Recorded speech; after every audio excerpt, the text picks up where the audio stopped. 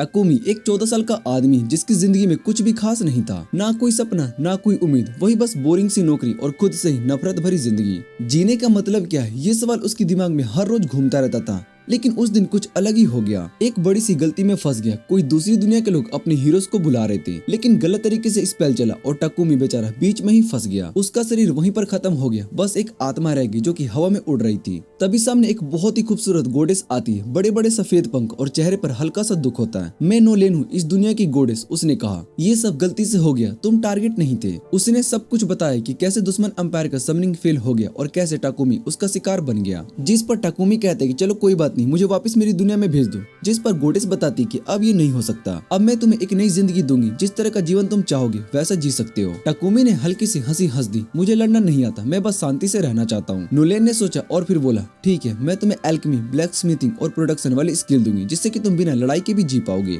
ये कहकर उसने एक चमकता हुआ क्रिस्टल निकाला, इसे निगल लो, सारी नॉलेज तुम्हारे अंदर आ जाएगी। टाकुमी ने आंख बंद करके क्रिस्टल को निगल लिया और अगले ही पल उसका शरीर फटने लगा। इतनी सारी स्किल्स एक साथ दिमाग में भर गई कि वो चीख ही पड़ा। फिर नोलेन ने हाथ उठाया और एक तेज रोशनी के साथ टाकुमी एक नई दुनिया में आ गिरा। आंख खुलते ही टाकुमी ने देखा कि वो एक झील के पास पड़ा है। झील में अपना चेहरा देखा तो खुद को पहचान ही नहीं पाया। ये मैं हूँ, वो हैरान रह गया। अब वो 17 साल का जवान लड़का बन चुका था, इतना सुंदर कि वो खुद पे ही फिदा हो गया। थोड़ी देर के बाद उसने नोलेन के दिए हुए सामान को चेक किया और सोने के सिक्के, खाना और कुछ बेसिक चीजें थी। सिस्टम ऑन करते ही उसने अपनी स्किल्स देखी, alchemy, black smithing, basic magic, सब कुछ मिल गया था। टाकुमी जंगल की तरफ चल पड़ा। वहाँ पर उसने एक अजीब सी शाखा देखी। सिस्टम बोला, इसे वेपन बना सकते हो। उसने तुरंत ब्लैक स्मिथिंग लगाया और एक तेज भाला बना दिया। देखते ही देखते वो एक काबिल ब्लैक स्मिथ बन गया। आगे बढ़ा तो हर पेड़ और पौधा इलाज में काम वाले निकले। उसने सब हर्ब्स इकट्ठा किए और आइटम बॉक्स में भर लिया। तभी एक जोर की चीख सुनाई दी, बचाओ। एक छोटी सी लड़की लगभग 10 से 12 साल की भागती हुई उसके पास आई, बचाओ, मुझे वो खा जाएगा। टाकुमी ने देखा कि एक हॉर्न वाला बड़ा सा रैबिट झाड़ी से निकला और सीधा उस लड़की पर झपट पड़ा। बिना सोचे टाकुमी ने भाला उठाया और सीधा रैबिट को एक ही बार में मार दिया। सिस्टम ने बोला, level up, warrior job unlock हो गया। टाकुमी ने बस हाथ छटका दिया, मुझे नहीं चाहिए ये। लड़की ने आंख में आंसू लेकर कहा कि मेरा नाम मोली, आपने मेरी जान बचाई है। टाकुमी ने हल्का सा मुस्कुरा कर कहा, क्या तुम अपने गांव मुझे लेकर चलोगी? मोली खुश हो गई, हाँ, लेकिन इस हॉर्न रैबिट को भी अपने साथ ले चलो, इसका गोश्त बहुत ही टेस्टी होता है। टाकुमी ने बिना सोचे रैबिट को आइटम बॉक्स में डाल दिया और बाद में रियलाइज किया कि इतनी बड़ी स्किल सबके सामने नहीं दिखानी चाहिए थी। दूर एक और कहानी शुरू होती है। होली सिडोनिया अंपायर में 3 हाई स्कूल स्टूडेंट्स आंख खोलते हैं। उनके सामने खुद एम्प्रेस एलिजाबेथ आई होती है और वो मुस्कुराते हुए बोलती है कि तुम्हारा इंतजार था हमें। समन हीरो को एलिजाबेथ बताती कि उसने उन्हें यहाँ पर दुनिया को बचाने के लिए बुलाया, लेकिन जो लड़की समन हुई है वो उस पर बिल्कुल भी भरोसा नहीं करती। तभी उसको नोलेन से एक स्पेशल स्किल मिलती है जो उसको सिर्फ अपने इंस्टिंक्ट्स फॉलो करके सही फैसला लेने की शक्ति देती है। उसकी इंस्टिंक्ट्स उसको बताते कि एलिजाबेथ एक खतरनाक औरत है और उससे उसको दूर रहना ही बेहतर होगा। दूसरी तरफ टाकुमी मोली के साथ एक गाँव पहुँचता है जहाँ पर उसके माँ बाप उसका धन्यवाद करते कि उसने उसकी बेटी की जान बचाई। टाकुमी उनसे पूछते क्या वो कुछ दिन यहाँ पर रह सकता है,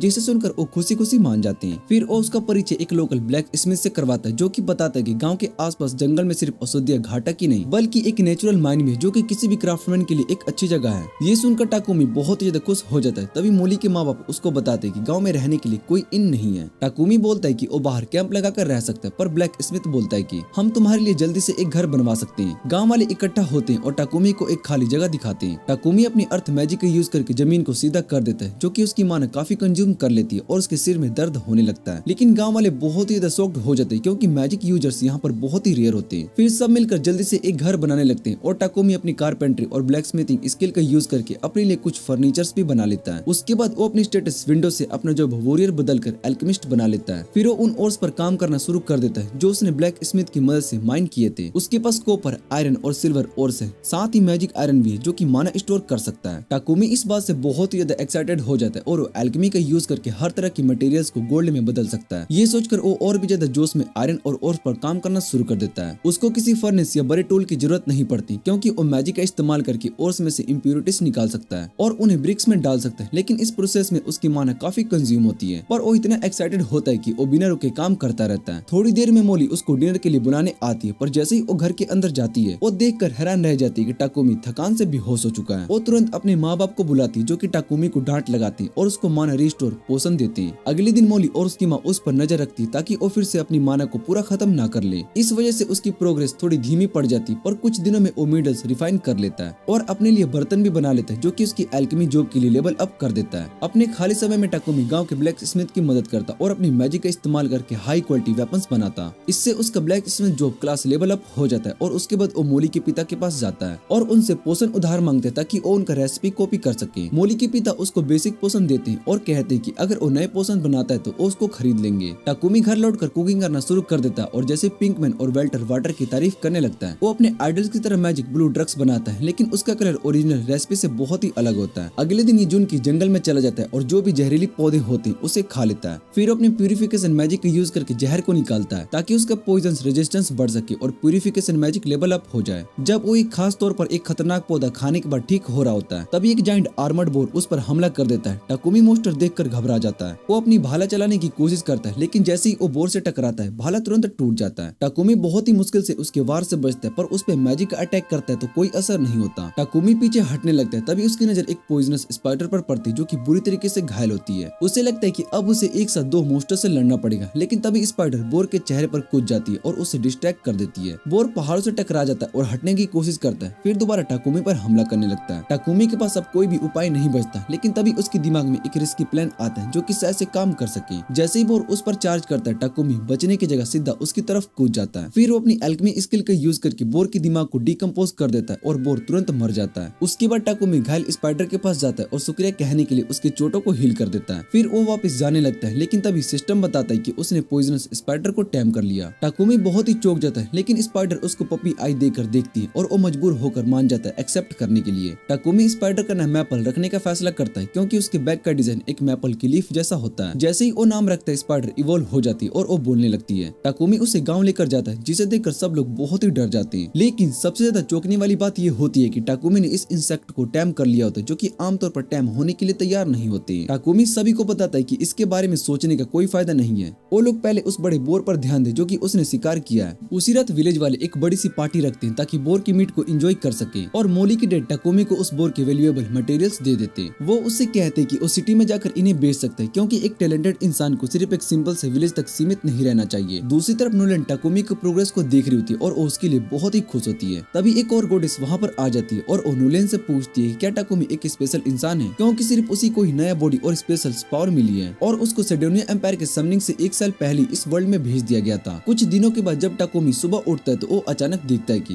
वो मैपल के सिर्फ थ्रेड्स में कोकेल्ड हो चुका है। उसे देखते ही वो गुस्से से चिल्लाने लगता है और मैपल से पूछता है कि ये बकवास क्या है, तूने ये सब किया है। मैपल थोड़ी नर्वस हो जाती है और वो कहती कि डैडी तुम हमेशा बिजी रहते हो, मुझे तुम्हारी अटेंशन चाहिए, इसलिए मैंने ये सब किया। टाकुमी को तब रियलाइज होता है कि वो सच में मैपल पर ध्यान नहीं दे रहे, क्योंकि वो पोशंस बनाने में बिजी था। वो उससे कहता है कि ठीक है, आज मैं एक दिन के लिए छुट्टी लूंगा और मैं तुम्हारे साथ खेलूंगा। ये सुनते ही मैपल खुशी से उस पर जंप करने लगती है। तभी मोली की मॉम वहाँ पर ब्रेकफास्ट लेकर आ जाती है और जैसे ही टाकुमी के ऊपर एक स्पाइडर को देखती है, उसके दिमाग में एक अजीब सोच आने लगती है। वो सस्पिशियसली सोचने लगती है कहीं टाकुमी को कोई वेड और इलीगल फैटिस तो नहीं है। टाकुमी तुरंत सफाई देने लगता है और वो कहता है कि नहीं नहीं, मैं अपने पेट स्पाइडर से पैक होने में कोई इंटरेस्टेड नहीं रखता हूँ। लेकिन तभी मोली की मोम की नजर चमकदार सिल्क थ्रेड्स पर पड़ती है जो कि रूम के रूफ पर लटक रही होते हैं और उसका ग्रीडी साइड एक्टिवेट हो जाता है। ये देखकर टाकुमी और मैपल दोनों ही डर जाते हैं। मोली की मोम उन स्किनी सिल्क थ्रेड का यूज करके एक शर्ट बना लेती है जो एक लग्जरी आइटम होता है जो सिर्फ नोबल से अफोर्ड कर सकते हैं। जब विलेज की सारी औरतें उस सिनी शर्ट को देखती हैं तो वो उस पर फिदा हो जाती है और मैपल उनके बीच में एक इंस्टेंट सेलिब्रिटी बन जाती है। वो विलेज की औरतों का अटेंशन एंजॉय करती है और टाकुमी से कहती है कि डैडी आज मैं तुम्हारे साथ नहीं खेल सकती, मैं बहुत ही बिजी हूँ। टाकुमी सोचता है कि अगर मैपल बिजी है तो मैं कुछ और काम कर लेता हूँ, इसलिए वो एक ब्लैक स्मिथ के पास जाता है जहाँ पर उसके लिए एक लाइट लेदर आर्मर रेडी होता है। तभी मोली के डैड भी वहाँ पर आ जाते हैं और टाकुमी से पूछते हैं कि तुम यहाँ से मूव आउट करने का प्लान कब बना रहे हो। ये सुनकर टाकुमी बहुत ही शॉक्ड हो जाता है, क्योंकि वो सोच रहा था कि विलेजर्स को कैसे बताए कि वो यहाँ से जाने वाला है। लेकिन सभी लोग ऑलरेडी सोच रहे होते कि टाकुमी को एक बड़ी सिटी में जाना चाहिए जहाँ पर उसका टैलेंट प्रॉपर्ली साइन कर सके। मोली के डैड और ब्लैक स्मिथ बताते कि अगले हफ्ते एक मर्चेंट नेबरिंग सिटी से विलेज आने वाले हैं और उसके कैरेज में टाकुमी के लिए एक सीट ऑलरेडी अरेंज कर दी गई है। ये सुनकर टाकुमी अंदर से काफी इमोशनल फील करता है और उसका दिल शुक्रिया अदा करता है। टाकुमी घर लौटता है और वो देखता है कि मोली की मम हॉरेंड रैबिट की गट्स को फेंक देने वाली है जो उसके हस्बैंड ने सुबह सुबह शिकार किए थे। वो कहती कि हॉरेंड रैबिट के सबसे डिलीशियस मीट होता है, इसलिए इसे सही तरीके से क्लीन और प्रोसेस करना विलेज के लिए पॉसिबल नहीं है। टाकुमी उससे कहता है कि वो होली एलिमेंट मैजिक का यूज कर सकता है और तुरंत मीट को प्यूरिफाई कर देता है। ये देखकर मोली की मम बहुत ही चौंक जाती है और वो उससे वॉर्न करती है कि किसी को भी प्यूरिफिकेशन मैजिक दिखाने से बचे, क्योंकि सिर्फ कुछ ही लोग इसे कर सकते हैं और किसी गलत इंसान को पता चल गया तो वो मुसीबत में पड़ सकता है। इसके बाद टाकुमी पूरा एक हफ्ता विलेज को डेवलप करने में लगा देता है। वो एक मजबूत स्टोन वॉल बनाता है ताकि विलेज किसी भी डेंजर से सेफ रहे और इजीली वाटर सप्लाई के हैंड पंप बम्स भी लगा देता है।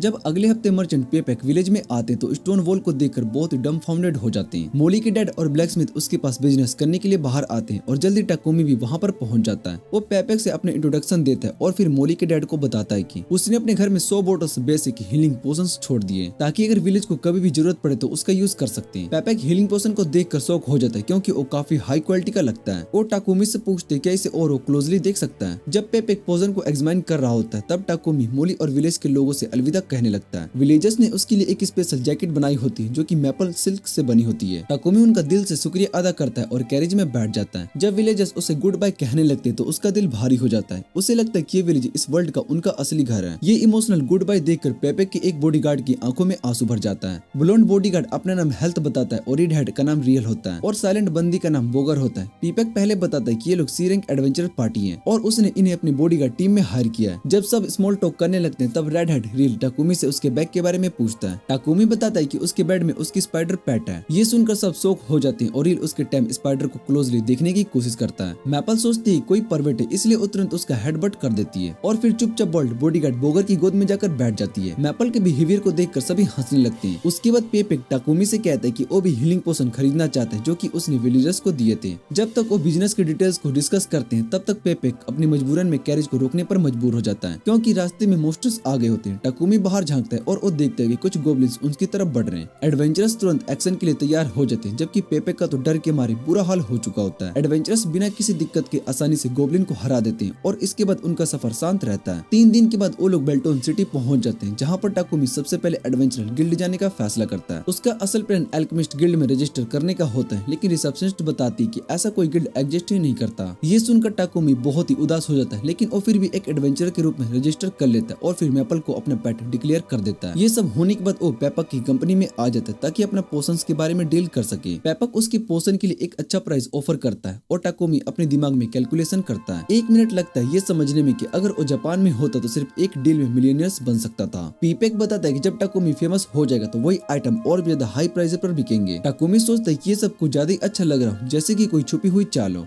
उसे लगता है कि पेपैक उसे आइडियली लूटना चाहता है क्योंकि वो एक न्यूबी है। अचानक पेपैक उसे सजेस्ट करता है कि वो एक घर ले ले जिसमें एक वर्कशॉप हो ताकि बिजनेस इजीली हो सके। टाकुमी ये सुनकर पैनिक हो जाता है क्योंकि उसे लगता है कि उसके पास इतनी सेविंग्स नहीं है। लेकिन पेपैक कहता है कि वो घर खरीदने की जगह सिर्फ रेंट पर ले सकता है। पेपैक अपने बटलर को बुलाता है और उसे कहता है कि टाकुमी को एक अच्छा प्रॉपर्टी दिखाए। बटलर उसे एक मेंशन दिखाता है जिसमें एक अटैच वर्कशॉप होता है और रेंट भी काफी कम होता है। टाकुमी सोचता है कि ये सब कुछ ज्यादा ही अच्छा है लेकिन फिर भी वो डील को एक्सेप्ट कर लेता है। अगले दिन वो मेंशन में शिफ्ट हो जाता है और सबसे पहले जो वो काम करता है वो एक टॉयलेट सीट क्रिएट करना होता है मैजिक का यूज करके क्योंकि वो किसी और तरीके से कंफर्टेबल नहीं होता। ये सब करने में उसकी बहुत ही सारी माना कंज्यूम हो जाती है और वो जैसे ही माना पोषण पी रहा होता है तभी होल से एक जोर से छींकने की आवाज सुनाई देती है। टाकुमी तुरंत बाहर भागकर देखता है कि मैपल ने पेपैक को एक ककून में लपेट दिया है। टाकुमी शॉक हो जाता है और वो गुस्से में पूछते कि उसने ऐसा क्यों किया। मैपल बिना किसी शर्म के जवाब देता है कि लोग इसे एंजॉय करते हैं। टाकुमी चीख पड़ता है बस गाँव के बच्चों को मजा आता था। लेकिन पेपैक कहता है कि उसे ककून में बहुत ही कॉम्फी लग रहा है। खैर टाकुमी उसे फ्री कर देता है और मैपल की तरफ से माफी मांगता है। पेपैक इस बात को ज्यादा सीरियसली नहीं लेता लेकिन वो कहता है कि पहले उसे टॉयलेट जाना फिर बिजनेस करेंगे। टाकुमी उसे टॉयलेट का रास्ता बता देता है और जैसे ही पेपैक ग्लोसी केरेमिक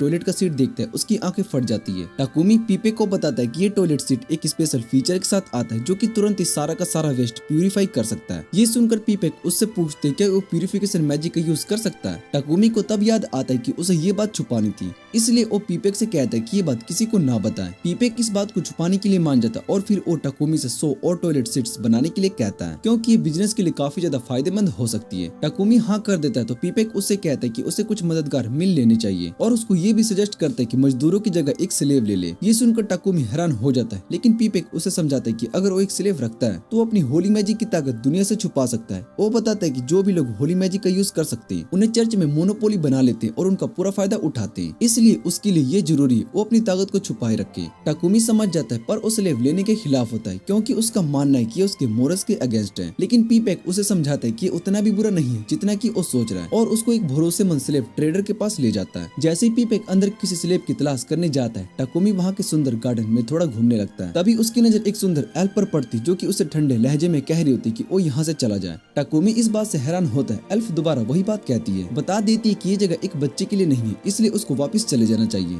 थोड़ी देर के बाद टाकुमी स्लेव ट्रेड कंपनी की मालिक मालिक से मिलता है जो कि ग्लोथ लेडी होती है। इंट्रोडक्शन होने के बाद पीपेक उसको बताता है कि टाकोमी सेल्फ कॉन्ट्रैक्ट्स लेने में हेजिटेट क्यों कर रहा है, ये उसके मोरल्स के अगेंस्ट है। गोथ लेडी उसे समझाती कि उसे इस बात की चिंता करने की कोई जरूरत नहीं है क्योंकि उसके देश में स्लेव्स अधिकार सुरक्षित होते हैं और उसे स्लेवरीज लॉ के बारे में बताती है जो ये कहता है कि एक मालिक को अपने स्लेव्स की बेसिक ह्यूमन राइट्स की इज्जत करनी पड़ती है। उन्हें खाना देना पड़ता है, कपड़ा देना पड़ता है और सारा कुछ देना पड़ता है जो उनकी जरूरत हो। मालिक स्लेव्स को बुरी तरीके से चोट नहीं पहुंचा सकते और जो भी काम कॉन्ट्रैक्ट में लिखा गया है वो सिर्फ वही करवा सकते हैं। उसके अलावा कुछ भी फोर्स के साथ नहीं करवा सकते और ये सुनकर टाकोमी को लगता है कि ये उतना बुरा नहीं है जितना कि उसने सोचा था। उसके बाद गोथ लेडी उसे स्लेव्स अलग अलग कैटेगरीज के बारे में बताती है। पहले कैटेगरी में वो लोग आते हैं जो कि उधार को चुका नहीं पाए और जब तक वो उधार को नहीं चुका देते तब तक उनको काम करना ही पड़ेगा। दूसरी कैटेगरी में क्रिमिनल्स आते हैं जो कि अपनी जिंदगी सुधारने का मौका ले रहे होते हैं। तीसरी कैटेगरी में वो लोग होते हैं जो कि वॉर प्रिजनर्स होते हैं जिन्हें कहीं और जगह नहीं मिल सकती, इसलिए उन्हें स्लेव बना दिया जाता है। आखिरी कैटेगरी में वो लोग आते हैं जो कि डाकुओं के द्वारा किडनैप कर लिए गए थे और इलीगली उन्हें स्लेव बना दिए गए। तभी पीपेक टाकोमी की तरफ से बात करता है और वो कहता है कि वो एक वॉर स्लेव लेना चाहता है जो बिना मालिक की मर्जी से आजाद नहीं हो सके क्योंकि टाकोमी के पास कुछ खास स्किल है जो कि उसे दुनिया से छुपानी है। गोथ लेडी टाकोमी से पूछती है कि उसे किस तरह का स्लेव चाहिए।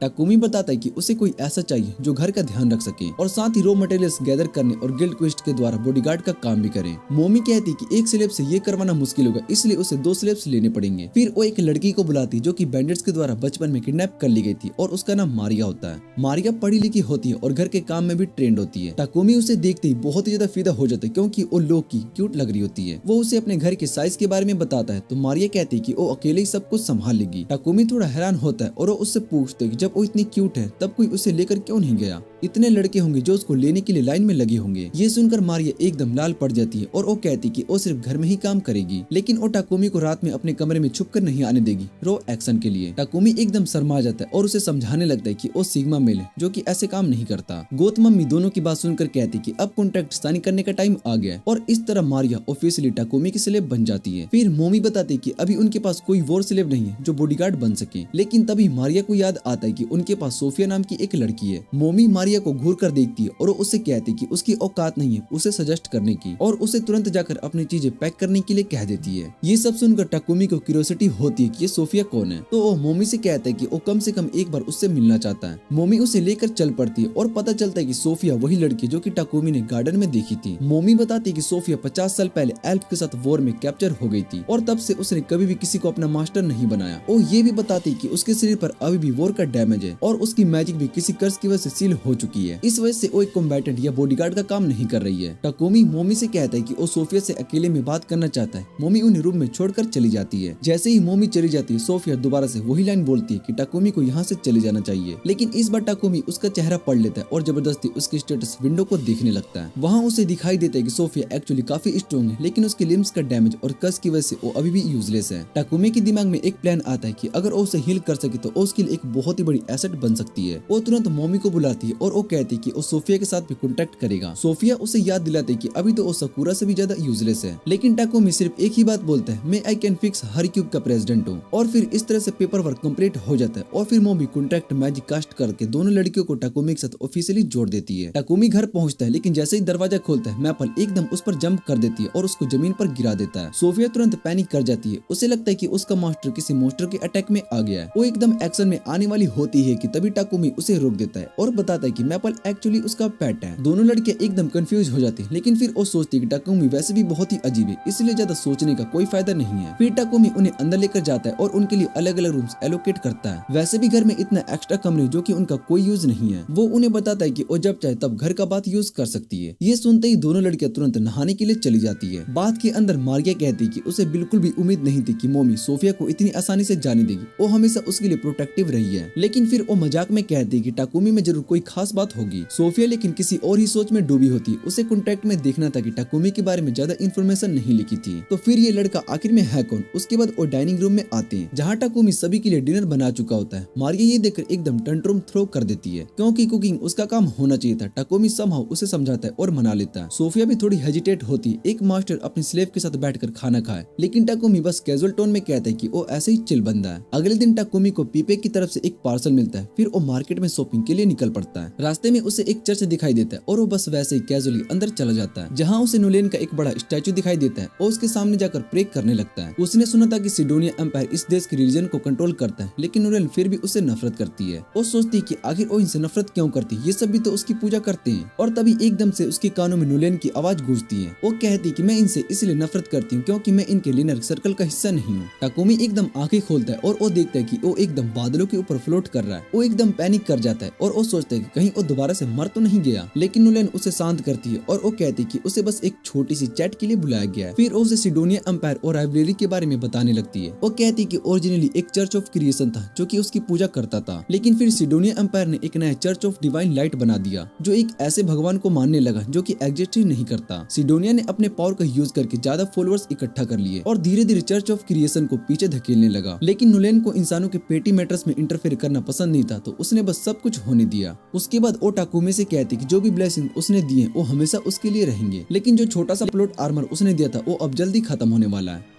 टाकुमी को बताया जाता है कि अब उसके लिए प्रॉब्लम सोल्व करना मुश्किल हो सकता है और जो लोग उससे मिलेंगे हो सकता है कि वो उसे नुकसान पहुंचाना चाहे। तभी टाकुमी को एहसास होता है कि अब तक जो भी हेल्पफुल उसके सामने आए थे वो सब बस नोलैन की ब्लेसिंग की वजह से थे, लेकिन अब सब कुछ उसके हाथों में। इतना सोचते ही प्रार्थना खत्म हो जाती है और वो अपने आप को फिर से चर्च के अंदर पाता है। वो जल्दी से घर लौटता है और जैसे ही अंदर जाता है मैपल उस पर झपट पड़ती है और दोनों नीचे गिर जाते हैं। तभी सभी लड़कियां उसकी मदद के लिए आ जाती है और उसका सामान उठाने लगती है। टाकुमी देखता है कि सोफिया उसके एक खास पार्सल के करीब पहुंच रही है, इसलिए वो तुरंत अपने आइटम बॉक्स का यूज करके पार्सल को वहां से तुरंत गायब कर देता है। फिर बिना किसी देरी के वो सीधा वर्कशॉप की तरफ चला जाता है अपने नए एक्सपेरिमेंट्स करने के लिए। लेकिन अब सोफिया क्यूरियस होती है क्योंकि वो देख चुकी होती है कि पार्सल एक मैजिक पेपर में वरिप किया गया था। उसके मन में एक सवाल आता है कि आखिर उस पार्सल में ऐसा क्या हो सकता है जो कि इतनी केयरफुल प्रोटेक्ट की जा रही है। ये जानने के लिए वो चुपके से टाकुमी का पीछा करती है, लेकिन जैसे ही वो वर्कशॉप के अंदर जाती है उसके होश उड़ जाते हैं। टाकुमी एक छुरी को जहर के बर्तन में डुबा रहा होता है और बिना किसी हेजिटेशन के अपने हाथ पर उस छुरी से कट लगाता है। फिर वो होली मैजिक का यूज करके जहर को प्यूरिफाई करता है ताकि वो अपनी हीलिंग मैजिक का लेवल बढ़ा सके और सोफिया की ट्रीटमेंट कर सके। टाकुमी पूरे टाइम दर्द से करा रहा होता है और तभी वो अचानक से मारिया का नाम ले लेता है। ये सुनते ही सोफिया का गुस्सा फट पड़ता है और वो जोर से दरवाजा खोलकर अंदर आ जाती है और वो चिल्लाती है कि अगर तुमने मारिया के साथ कुछ भी गलत किया तो मैं तुम्हें कभी भी माफ नहीं करूंगी। लेकिन जैसे ही वो ये कहती है उसका चेहरा पीला पड़ जाता है और वो टाकुमी की बाहों में बेहोश हो जाती है। टाकुमी देखते है कि सोफिया बहुत ही ज्यादा थक चुकी होती है और उसके हाथ में एक छोटा सा घाव भी होता है। वो तुरंत उसे हील करने की कोशिश करता है, लेकिन हीलिंग मैजिक पर एक कर्स का असर होता है जो कि उसके स्पेल को रोक रहा होता है। टाकुमी मुश्किल से मगर सफलता पाता है और उसकी होली मैजिक का लेवल बढ़ जाता है। उसके बाद वो सोफिया को उसके कमरे में लेकर जाता है और मारिया उसे बताती है कि जब भी सोफिया ज्यादा एक्साइटेड और बहुत ही ज्यादा खुश हो जाती है तो वो इतनी थक जाती है कि वो बेहोश हो जाती है। टाकुमी कहता है कि ये आखिरी बार है और फिर बिना किसी देरी के एक कर्स डिस्पेलिंग स्पेल और high level healing spell cast करता है। जैसे ही स्पेल कंप्लीट होता है सोफिया का घाव भर जाता है और उसका कटा हुआ कान भी वापस उग जाता है। कुछ देर के बाद जब सोफिया उठती है तो मारिया उसको ये अच्छी खबर देती है। सोफिया अपना कान देखकर हैरान रह जाती है और तभी उसको एहसास होता है कि उसकी मैजिक भी वापस आ चुकी है। खुशी के मारे उसे तुरंत वो गले लगा लेती, तुम अब बिल्कुल ठीक हो। सोफिया तुरंत टाकुमी के पास जाती है और उसका शुक्रिया अदा करना चाहती है, लेकिन टाकुमी ये देखकर सोचते है कि कहीं उसके और सोफिया के बीच में कोई मिसअंडरस्टैंडिंग तो नहीं हो गई, इसलिए उसको सब कुछ साफ साफ बता देता है। वो कहता है कि मैं खुद को पॉइजन कर रहा था ताकि मैं अपनी हीलिंग मैजिक का लेवल अप कर सकूं तुम्हारी हेल्प करने के लिए। फिर वो ये भी क्लियर करता है कि मारिया का नाम लेने का कोई अलग मतलब नहीं था, बल्कि वो सिर्फ ये कह रहा था कि मारिया ने गलती से उसके पॉइजनस हर्ब को गार्बेज में फेंक दिया था। सोफिया उससे गुस्से में पूछती कि तुम इतना डेंजरस काम क्यों कर रहे थे। टाकुमी हल्का सा मुस्कुरा कर कहते हैं क्योंकि मैं I can fix her club का मास्टर हूँ। सोफिया की आंखों में आंसू आ जाते और वो टाकुमी के सामने घुटनों के बल गिर जाती है और वो उसे जीवन भर वफादारी का वचन देती है। अगले दिन टाकुमी लाइब्रेरी जाता है एल्केमी पर कुछ किताबें ढूंढने के लिए, लेकिन जैसे ही उसे पता चलता है कि पूरी लाइब्रेरी में सिर्फ 4 किताबें हो, वो काफी डिसअपॉइंटेड हो जाता है। उसके दिमाग में एक सवाल आता है, जब एल्केमी इतनी सिंपल है तो सब लोग इसमें कम दिलचस्पी क्यों रख रहे हैं।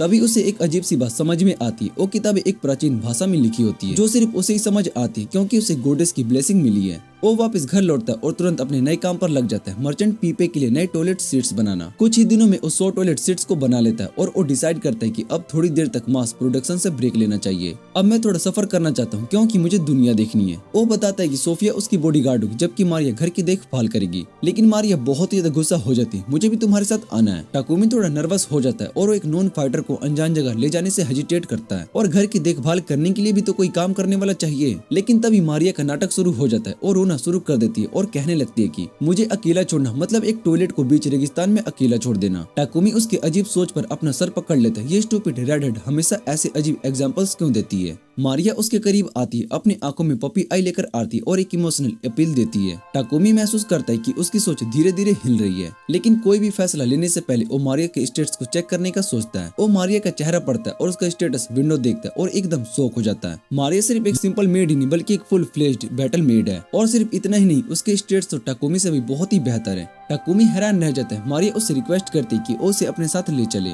तभी सोफिया उठती है और वो कहती है कि टाकुमी, इसे अपने साथ ले चलो, मैं इसे रात दिन फाइटिंग सिखाने वाली हूँ। टाकुमी थोड़ा सोचता है और फिर मान जाता है, ठीक है, तुम दोनों चल सकती हो। अब जब सफर तय हो चुका था, टाकुमी लड़कियों को अपनी वर्कशॉप में लेकर जाता है ताकि उसके लिए वेपन्स और आर्मर बना सके। कौन सा वेपन चाहिए वो पूछता है। सोफिया बिना किसी देरी के अलग अलग वेपन्स की एक बड़ी लिस्ट बनाना शुरू कर देती है। दूसरी तरफ सोफिया कहती है कि उसे सोर्ड्स और नाइफ्स यूज करना आता है, लेकिन सोफिया उसे स्पेयर चलाना सिखाने का फैसला करती है क्योंकि छोटी छुरी से अटैक करना पावर बहुत ही कम होती है। जब तक लड़कियां स्पेयर के साथ प्रैक्टिस कर रही होती हैं, टाकुमी अपनी ब्लैक स्मिथिंग स्किल का इस्तेमाल करके उनके लिए नए वेपन्स तैयार करने लगता है। नया सफर शुरू होने वाला था। टाकुमी तैयारी में कोई कसर नहीं छोड़ना चाहता था। टाकुमी बस वेपन ही नहीं बनाता बल्कि उन पे इंट्रिकेट डिजाइन कार्व करता, बस मजे के लिए। फिर वो एन्चेंटमेंट स्पेल डालकर उन्हें और ड्यूरेबल बना देता है। जब वो मारिया के लिए बनाई गई नाइफ्स को देखता है तो उसके दिमाग में एक अजीब सी सोच आती है, अगर ये नाइफ्स मारिया की जूसी थिंग से बड़ी हो तो। बस इतना सोचना था कि टाकुमी की नाक से लाल रंग बाहर आने लगती है, पर तभी उसका काम खत्म नहीं हुआ था। आर्मर बनाने के लिए उसे लड़कियों के एग्जैक्ट मेजरमेंट चाहिए होते हैं, लेकिन अगर वो खुद नापने की कोशिश करे तो शायद से नाक से इतना खून बह जाएगा कि वो वहीं पर मर जाएगा। इसलिए वो अपनी एक स्किल का यूज करता है। लड़की के 2 पपेट्स बनाता है जो एग्जैक्टली मारिया और सोफिया जैसे दिखते हैं, लेकिन जैसे ही वो इन पपेट्स को और ज्यादा इंस्पेक्ट करने वाला होता है, मैपल वहाँ पर आ जाती है। भगवान का शुक्र है, वरना यहाँ पर कोई और कांड हो जाता।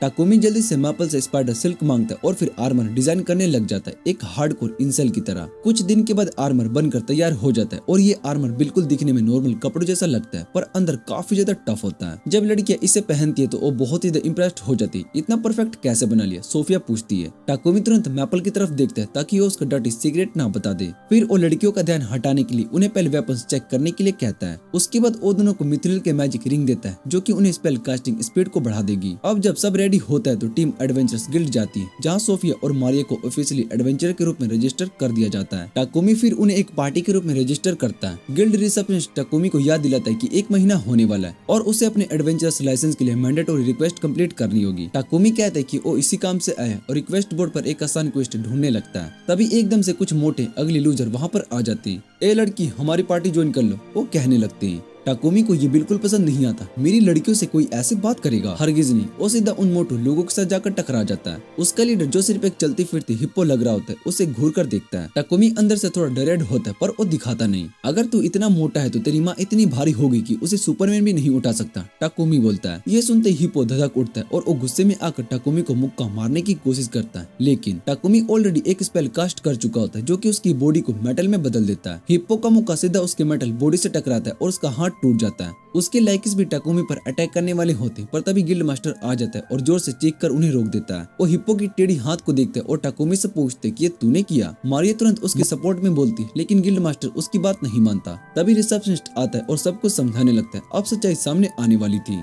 गिल्ड मास्टर बराक उन लूजर्स की गैंग को डांट कर भगा देता है और फिर टाकुमी की पार्टी को अपनी ऑफिस बुलाता है और टाकुमी से पूछते कि उसने हिप्पो के साथ क्या किया, पर टाकुमी पहले हेजिटेट करता है। लेकिन जब रिसेप्शनिस्ट कहता है कि उसने हल्का माना डिटेक्ट किया था तो टाकुमी समझ जाता है कि अब छुपा नहीं सकता। वो बताता है कि उसने सिर्फ एक चारकोल का टुकड़ा निकाला और उसको डायमंड में बदल दिया और फिर उसे अपने शरीर पर कोट कर लिया। वो अटैक से बच रहा था। ब्राक समझ जाता है कि टाकुमी एक अल्केमिस्ट है। फिर रिसेप्शनिस्ट हंसते हुए कहता है कि उसकी टीम में इतनी सारी सुंदर लड़कियां हैं तो कई लोग उसे तंग करने की कोशिश करेंगे। वो सजेस्ट करता है कि टाकुमी को सीधा डी रैंक में प्रमोट कर दिया जाए ताकि वो सेफ रहे और उसे एक हायर लेवल क्वेस्ट देने के लिए कहा जाए। गिल्ड मास्टर परमिशन दे देता है और सोफिया और मारिया भी इस बात से एग्री करती है। इसलिए टाकुमी क्वेस्ट लेने का फैसला करता है। पहला क्वेस्ट गोब्लिन को खत्म करने का होता है। मैपल की मदद से वो लोग जल्दी गोब्लिन की लोकेशन को ढूंढ लेते हैं और सोफिया आगे बढ़कर तुरंत 2 गोब्लिन को मार देती है और दूसरे 2 गोब्लिन को टाकुमी और मारिया सिर्फ दौड़ाते हैं। मैपल अपनी सेल्स थ्रेड से उन्हें बांध देती है और फिर टाकुमी और मारिया उन्हें आसानी से खत्म कर देते हैं। इसके बाद वो और भी गोब्लिन्स और कोबल्ट्स को मारकर अपनी मिशन को कंप्लीट कर लेते हैं। टाकुमी थोड़ा चिंतित होता है क्योंकि गोब्लिन कुछ ज्यादा ही दिख रहे होते हैं। सोफिया कहती है कि जरूर कहीं एक गोब्लिन जनरल होगा जो कि इन्हें लीड कर रहा है। आमतौर पर एक गोब्लिन जनरल को हराने के लिए कम से कम 5 डी रैंक पार्टीज की जरूरत होती है, पर सोफिया को पूरा भरोसा होता है कि वो तीन लोग इसे अकेले ही हरा सकती हैं। टाकुमी इतना बड़ा रिस्क नहीं लेना चाहता था, पर सोफिया और मारिया को बस लड़ने की चाहत है। तभी मैपल बताती है कि उसको लगता है कि वो जल्दी इवॉल्व होने वाली है। टाकुमी फौरन स्पेस मैजिक का यूज करके एक पॉकेट डायमेंशन बनाता है जिसमें मैपल रेस्ट कर सके। फिर वो तीनों गोब्लिन स्ट्रॉन्ग होल्ड की तरफ निकल पड़ते हैं। सोफिया प्रिडिक्ट करती है कि वहाँ पर करीबन 300 गोब्लिन्स हैं। ये सुनकर टाकुमी घबरा जाता है और वो सोफिया से पूछते क्या ये करना जरूरी है, पर वो उसकी बात को नहीं सुनती है। वो अपनी विंड मैजिक का यूज करके कंफर्म करती कि वहाँ पर कोई होस्टेज नहीं है, इसलिए वो बिना किसी टेंशन के पूरा गोब्लिन स्ट्रॉन्ग होल्ड मैजिक से उड़ा सकते हैं। तीनों अपने मैजिक स्पेल को चार्ज करते हैं और फिर क्यूबलेस गोब्लिन्स पर अटैक कर देते हैं। एक ही अटैक में उनमें से बहुत ही सारे गोब्लिन्स खत्म हो जाते हैं। फिर गोब्लिन जनरल बाहर आता है और सीधा टाकुमी की तरफ चार्ज करता है। टाकुमी अपनी स्पेल से उसके अटैक को ब्लॉक कर लेता है और एक फायर स्पेल का यूज करके एक ही बार में रोस्ट कर देता है। उसके बाद टाकुमी और उसकी पार्टी गिल्ड वापस लौट आती है और पूरी तरीके से थकी हुई होती है, पर एक और मुश्किल मिशन कंप्लीट करने के सेटिस्फेक्शन के साथ।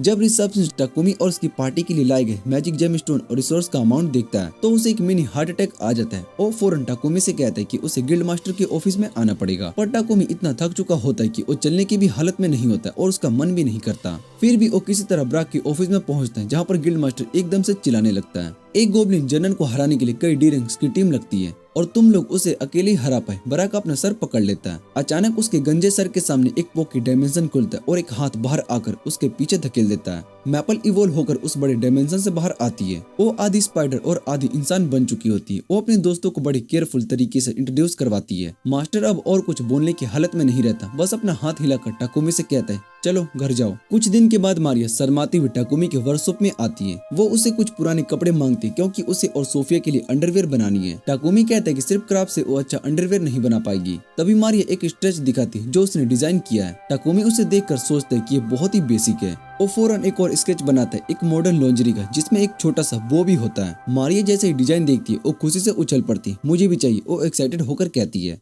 तभी मैपल पॉकेट डायमेंशन से बाहर आकर बोलती है टाकुमी पेपल आया है। टाकुमी जैसे ही बाहर जाता है वो देखते कि मर्चेंट पेपल बेहोश पड़ा है। शायद मैपल के नए रूप देखकर बेहोश हो चुका था। थोड़ी देर के बाद पेपल होश में आता है। वो इतना बताता है कि मार्किस गोडविन जो कि इस शहर का शासक है टाकुमी से मिलना चाहता है। टाकुमी पहले तो एक नोबल से मिलने के लिए थोड़ा हेजिटेट करता है, पर वो गोडविन से मिलता है तो देखते हैं कि वो एक सिंसियर और ईमानदार आदमी है। वो किसी भी इंसान के सामने झुकने को तैयार है जो उसके शहर को बेहतर बना सके। गोडविन टाकुमी का शुक्रिया अदा करता है सेल्फ प्यूरिंग टॉयलेट्स और गोब्लिन जर्नल को हराने के लिए, लेकिन फिर उसे एक वार्निंग भी देता है अगर होली सिडोनिया एम्पायर को टाकुमी की पावर्स के बारे में पता चल गया तो वो लोग उसको पक्का ढूंढने आएंगे। टाकुमी का दिमाग ये सब सुनकर बिल्कुल फ्राई हो चुका होता है। घर आते वक्त वो सिर्फ ये सोचता है कि बस सब रेस्ट करेगा, पर तभी मैपल उसे एक बहुत ही सॉफ्ट फैब्रिक देती है और उसको याद आता है कि उसने मारिया और सोफिया के लिए एक लॉन्जरी बनानी है। बस एकदम उसका एनर्जी लेवल 100% हो जाता है। टाकुमी बिना रुके 3 दिन और 3 रात काम करता रहता है। लगातार हर एक डिटेल्स का ध्यान रखता है ताकि मारिया और सोफिया के लिए एकदम परफेक्ट लॉन्जरीज बना सके। जब फाइनली वो काम को कंप्लीट कर लेता है तो उसकी हालत खत्म हो चुकी होती है। अब सबसे बड़ा सवाल ये होता है कि वो लड़कियों से कैसे कहे कि वो ट्राई करे। वो हाथ जोड़कर बोलने वाला होता है, पर एकदम से वो सोचता है कहीं वो लोग मुझे क्रीप ना समझ लें। बस उसका पूरा कॉन्फिडेंस गायब हो जाता है। वो भागकर अपने कमरे में छिप जाता है। उसका डर ये भी नहीं देखता कि लड़कियां तो एक्चुअली उसको एक छोटा सा फैशन शो देने के लिए तैयार थी। कुछ दिन के बाद टाकुमी को अचानक से आइसक्रीम की क्रेविंग होती है और क्योंकि इस दुनिया में कोई भी रेफ्रिजरेटर नहीं होता है तो वो बिना सोचे समझे 3 नए रेफ्रिजरेटर्स बना देता है, बस क्योंकि ये टाकुमी है। जैसे ही लड़की नए रेफ्रिजरेटर्स का दरवाजा खोलती है उन्हें एक ठंडी सी हवा महसूस होती है। फिर क्या था, वो सीधा उसके सामने बैठ जाती है जैसे कोई देसी एसी का मजा ले रही हो। टाकुमी बस यही सोचता रह जाता है कि इन बेचारे को ओजोन लेयर डिप्लेशन कैसे समझाया जाए। उसके दिमाग में ये भी घूम रहा होता है कि उसने आयरन और दूसरे एलिमेंट्स को कंबाइन करके स्टेनलेस स्टील बनाए और एक मैजिक डिवाइस का यूज किया जो अपने आसपास के जगहों को ठंडा करता है। ये एक बॉक्स है जो कि खाना ताजा और ठंडा रखता है। टाकुमी मारिया को बताता है। मारिया खुश होकर उसका शुक्रिया अदा करती है। अब मुझे हमेशा ताजा इंग्रेडिएंट्स मिलेंगे, वो खुशी से कहती है। टाकुमी ब्लू वाला रेफ्रिजरेटर अपने पास रखने का फैसला करता है क्योंकि सोफिया को वो पसंद आता है। बाकी 2 रेफ्रिजरेटर को पेपेक और ऑफिस लेकर जाने का प्लान बनाता है ताकि उसे नए इन्वेंशन के बारे में बता सके। फिर वो लड़कियों से कहता है कि इसके बाद वो एक नए प्रोजेक्ट पे काम करना शुरू करेगा, उसका इक्विपमेंट अपग्रेड करने का। सोफिया को लगता है कि अभी अपग्रेड करने की जरूरत नहीं है, पर टाकुमी कहता है कि आज नहीं तो कल हमें एक और एडवेंचर पर निकलना ही पड़ेगा, तब तक अपनी तैयारी पूरी करनी चाहिए। टाकुमी गिल्ड जाता है ताकि सबसे हाई क्वालिटी मटेरियल्स के बारे में जान सके जैसे कि मिथ्रिल और एडमंटाई, लेकिन रिसेप्शनिस्ट बताता है कि ये मटेरियल्स यहाँ बहुत ही रेयर है क्योंकि कोई भी ब्लैकस्मिथ इन्हें ठीक से हैंडल नहीं कर सकता। वो टाकुमी को सजेस्ट करता है कि वो ओडवर्स के देश ब्लैकस्मिथ से बात करे क्योंकि वो ज्यादा स्किल्ड होते हैं। फिर अचानक रिसेप्शनिस्ट को याद आता है कि टाकुमी एक एल्केमिस्ट है, तुम चाहो तो अपना खुद का मिथ्रिल सिंथेसाइज कर सकते हो, पर ये बहुत ही मेहनत का काम है और इनएफिशिएंट भी है। टाकोमी सोच में पड़ जाता है। तभी रिसेप्शनिस्ट एक और तरीका बताता है। नॉर्थ वेस्ट में एक माइन है जहाँ पर मिथ्रिल और एडमंटाइन डायरेक्टली एक्सट्रैक्ट किया जाता है, पर दिक्कत ये थी कि सिर्फ ब्लैक स्मिथ गिल्ड के मेंबर्स ही वहाँ पर एंटर कर सकते हैं। फिर रिसेप्शनिस्ट एक लूप होल ढूंढ निकालता है। अगर टाकोमी एक क्वेस्ट को एक्सेप्ट कर ले जो कि माइन के मोस्टर को डिफीट करने का है, तो वहाँ पर जाकर मिथ्रिल और एडमंटाइन भी माइन कर सकता है। टाकोमी को ये आइडिया पसंद आता है। टाकोमी भी प्लान बना रहा होता है, तभी अचानक गिल्ड मास्टर उसके पीछे खड़ा होता है और वो कहता है कि तुम्हारे लिए एक और गुड न्यूज है। टाकोमी थोड़ा घबरा जाता है क्योंकि एक गंजा आदमी उसके काफी करीब आ गया होता है। गिल्ड मास्टर बताता है कि शहर में ट्रेंट वुड की कमी हो रही है। ये एक खास लकड़ी जो कि ट्रेंट्स नाम के ट्री मोस्टर को हराने पर मिलती है और ट्रेंट्स उस माइन के रास्ते में भी मिलते हैं। टाकोमी को समझ में नहीं आता कि वो खुश है या फिर दुखी, लेकिन वो ये क्वेस्ट को एक्सेप्ट कर लेता है क्योंकि ये वैसे भी उसके रूट में ही पड़ता है। फिर गिल्ड मास्टर एक और काम उसके सर पर डाल देता है। एक ब्लैक स्मिथ गिल्ड से एक ब्लैक स्मिथ ने बॉडीगार्ड की रिक्वेस्ट की है जो माइन तक सेफली पहुंचा सकता है। गिल्ड मास्टर चाहता है कि टाकोमी भी ये एक्सेप्ट करे। टाकोमी को महसूस होता है कि उस पर एकदम काम का पहाड़ गिर गया है, पर जब गिल्ड मास्टर कहता है कि अगर ये सक्सेसफुली कंप्लीट हो गया तो उसके और लड़कियों के रैंक्स को प्रमोट कर दिए जाएंगे, तो वो हाँ बोल देता है। टाकोमी रिसेप्शनिस्ट से पूछता है कि माइन तक पहुंचने में कितना टाइम लगेगा। रिसेप्शनिस्ट बताता है कि अगर वो नॉर्मल घोड़े से जाए तो उसे 1 हफ्ता लगेगा, लेकिन अगर मोस्टर्स हीरो का यूज करे तो सिर्फ 4 दिन। टाकोमी सोच ही रहा होता है कि अब मोस्टर्स हीरोज का इंतजाम कैसे करे। तभी अचानक से एक जाने पहचाने चेहरे के साथ रेड हेड एडवेंचरर रील वहाँ पर आता है। वो वही लड़का है जिसे टाकोमी ने पहली बार विलेज से निकलते वक्त मिला था। रील और टाकोमी एक दूसरे से कैचअप करते हैं और फिर रील गिल्ड मास्टर को बताता है कि उनकी पार्टी एक बुफेलो हंट करके लेकर आई और वो इसे स्पॉइल होने से पहले डिलीवर करने वापस आया है। टाकोमी सोचता है कि अब देखना पड़ेगा कि ये मोस्टर्स हीरोज वापस कब मिलते हैं, नहीं तो पूरा 1 हफ्ता लग जाएगा।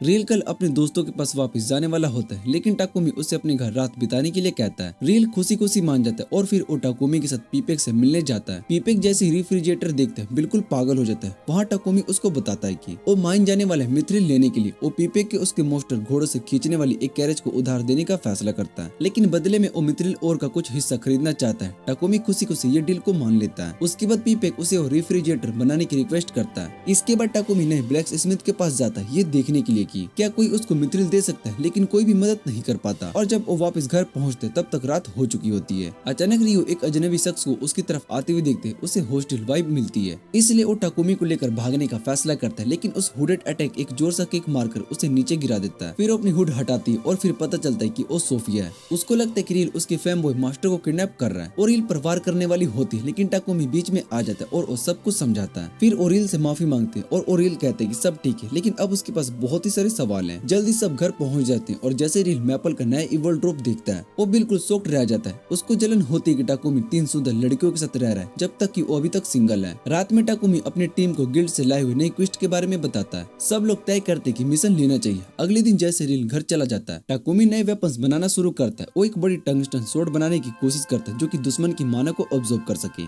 लेकिन उस पर एल्केमी स्किल का काम करना बहुत ही मुश्किल होता है। किसी तरह वो उसको टंगस्टन के ब्लॉक में बदल देता है और उसे एक स्वॉर्ड फोर्ज करता है, लेकिन इस प्रोसेस में उसकी सारी माना ड्रेन हो जाती है। 3 दिन के बाद टाकोमी और उसकी पार्टी एक ब्लैक स्मिथ के साथ गेम्बो सफर पर निकलते हैं। जब वो उस जंगल में पहुंचते जहां पर उन्हें ट्रेंट्स मिलते हैं, तो अपनी कैरेज को एक सुरक्षित जगह पर पार्क कर देते हैं और उसके आसपास एक बैरियर स्पेल कास्ट कर देते हैं। फिर वो ट्री मोस्टर शिकार करने के लिए अंदर जाते हैं। टाकोमी को पता नहीं होता कि ट्रियांट्स दिखते कैसे, लेकिन सोफिया को इनसे निपटने का एक्सपीरियंस होता है। वो बता सकते हैं कि कौन से पेड़ असल में ट्रियांट्स है जो कि असली शकल छुपा रहे हैं। जैसे ही उसको एक दिखाई देता है वो टाकोमी को सिग्नल देती है। टाकोमी बिना देरी के उस पर हमला कर देता है। ट्री मोस्टर पलटवार करने की कोशिश करता है, लेकिन टाकोमी और उसकी टीम आसानी से उसके अटैक को ब्लॉक करके उसको हरा देती है। लेकिन अचानक एक बड़ी सी ट्रियांट्स की फौज उन्हें चारों तरफ से घेर लेती है। सोफिया टाकोमी से कहती है कि इन सब से जल्दी निपटने का एक ही तरीका है, मैजिक का इस्तेमाल। वो लोग विंड मैजिक का यूज करके ट्रियांट्स को गिराने लगते हैं और मारिया अपनी अर्थ मैजिक से उन्हें जमीन में गाड़ देती है। टाकोमी भी बीच बीच में अपने वेपन से लड़ता रहता है, जिसकी वजह से उसकी फाइटिंग स्किल लेवल अप होने लगती है। जैसे ही लगता है कि सब ट्रियांट्स खत्म हो चुके हैं, तभी उसका बॉस आ जाता है। सोफिया अपने मैजिक से उसके ब्रांचेस को काटने लगती है और मारिया और मैपल भी उसकी मदद करते हैं, लेकिन बॉस ट्रियांट्स अपने ब्रांचेस को तुरंत रीजनरेट कर लेता है और लगातार अटैक करता रहता है। सोफिया टाकोमी से कहती है कि अपने तलवार को फायर मैजिक से इंशेंट करके सीधा मोस्टर की बॉडी में अटैक करे। टाकोमी बिना टाइम वेस्ट किए अपनी स्वॉर्ड पर फायर का कवर चढ़ा लेता है और सीधा मोस्टर के अंदर घुसा देता है। जल्दी स्वॉर्ड मोस्टर के अंदर घुस जाती है और वो चिल्लाता है और दर्द से गिर जाता है। मोस्टर के मरने के बाद 2 फल गिरते हैं, जिसे देखकर सोफिया कहती है कि मैरेशल एप्पल, जो कि बहुत ही रेयर होती है। अगले दिन वो माइनिंग सिटी हाउस पहुंचते हैं, जहाँ पर ब्लैक स्मिथ उन्हें एक नया क्वेस्ट देता है। माइन में छुप कर रहते आयरन मोल्स को हराना, जो कि मिथ्रिल और एडमंटाइट को खा जाते हैं। वो लोग माइन के अंदर जाते हैं और टाकोमी की मिक्स्ड आउटलुक की वजह से उनको तुरंत मिथ्रिल और एडमेंटेट मिल जाता है। लेकिन तभी जमीन जोर से हिलने लगती है और मैपल को महसूस होता है कि मॉन्स्टर्स उनकी तरफ बढ़ रहे हैं। सब लड़ने के लिए तैयार हो जाते हैं, लेकिन टाकोमी के दिमाग में एक और बेहतरीन आइडिया आता है। जैसे ही आयरन मैन जमीन से बाहर आते हैं, एक तेज रोशनी पैदा होती है जो कि मॉल को अंधा कर देती है। सोफिया इस मौके का फायदा उठाकर एक बार में उसे खत्म कर देती है। टाकोमी उन्हें समझाता है कि क्योंकि मॉल्स हमेशा अंधेरे में रहते हैं, उन्हें तेज रोशनी से आदत नहीं है। लड़ाई खत्म होने की वजह से लड़कियां, खासकर मारिया, थोड़ी सी डिसअपॉइंटेड होती है क्योंकि वो अपनी स्किल दिखाना चाहती थी। लेकिन कोई बात नहीं, वो बिना किसी परेशानी के ओर्स कलेक्ट कर लेती है और वापस अपने होम सिटी लौट आती है।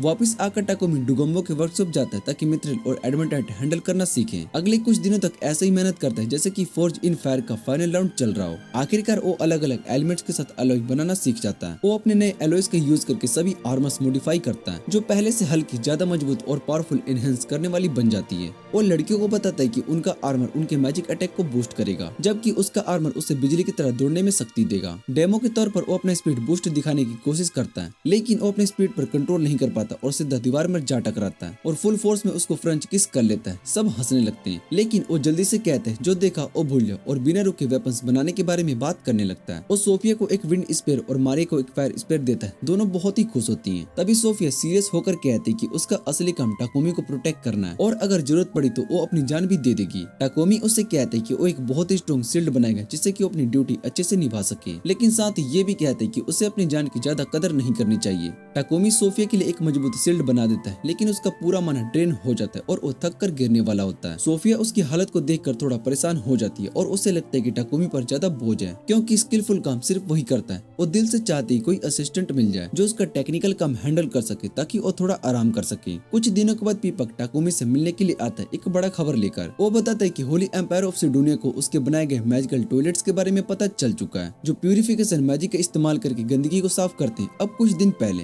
उन्होंने राजा के पास एक मैसेंजर भेजा था और डिमांड की थी कि मैजिकल टॉयलेट का पैटेंट उन्हें दिया गया और उनका कहना था कि होली मैजिक उनके भगवान का दिया गया वरदान है और ऐसे किसी और को यूज करने का हक नहीं है। और तो और उन्होंने ये भी कहा कि जिन्होंने ये टॉयलेट बनाया है उसे भी उनके हवाले किया जाए, क्योंकि ह्यूमन वेस्ट को साफ करने के लिए होली मैजिक का इस्तेमाल करना एक बहुत ही बड़ा अपमान है। लेकिन राजा ने उनकी बात सुनने से इनकार कर दिया। उसने सीधा कह दिया कि अगर उसके भगवान ने होली मैजिक दिया है तो अपना प्यूरिफिकेशन स्पेल खुद ही बना ले। मैसेंजर ने धमकी दी कि अगर राजा उनकी बात नहीं मानता है तो चर्च ऑफ होली लाइट के सारे प्रीस्ट्स वापस सिडोनिया चले जाएंगे, पर राजा फिर भी नहीं मानता है। टाकोमी ये सब सुनकर चौंक जाता है। फिर वो पीपेक से पूछते कि राजा का इतना सख्त डिसीजन लेना सही था। पीपेक उसे तसल्ली देता है कि उसे चिंता करने की कोई जरूरत नहीं है, क्योंकि उनके देश में फ्रीडम ऑफ रिलीजन है। वो बताता है कि यहाँ पर दो बड़े धर्म है, एक चर्च ऑफ होली लाइट जो सिडोनिया में और दूसरा चर्च ऑफ क्रिएशन जो कि गॉडेस नूलेन की पूजा करता है। उनके देश में ज्यादातर लोग चर्च ऑफ क्रिएशन को मानते हैं और उनके प्रीस्ट्स लोगों का इलाज भी देते हैं और ज्यादातर पैसा चार्ज करते हैं। टाकोमी को लगता है कि ये मैटर उसकी सोच से भी ज्यादा कॉम्प्लिकेटेड है और परेशान करने वाला है। वो सोचता है कि वो इस सब से दूर ही रहेगा, लेकिन तभी पीपेक एक बहुत ही उदास होकर बम फोड़ता है। वो बताता है कि सिटी लॉर्ड की मदद से उसने मैजिकल टॉयलेट और रेफ्रिजरेटर सैंपल्स राजा को भेज दिए थे और अब राजा टाकोमी से मिलना चाहते हैं। टाकोमी सीधा झटक में आ जाता है,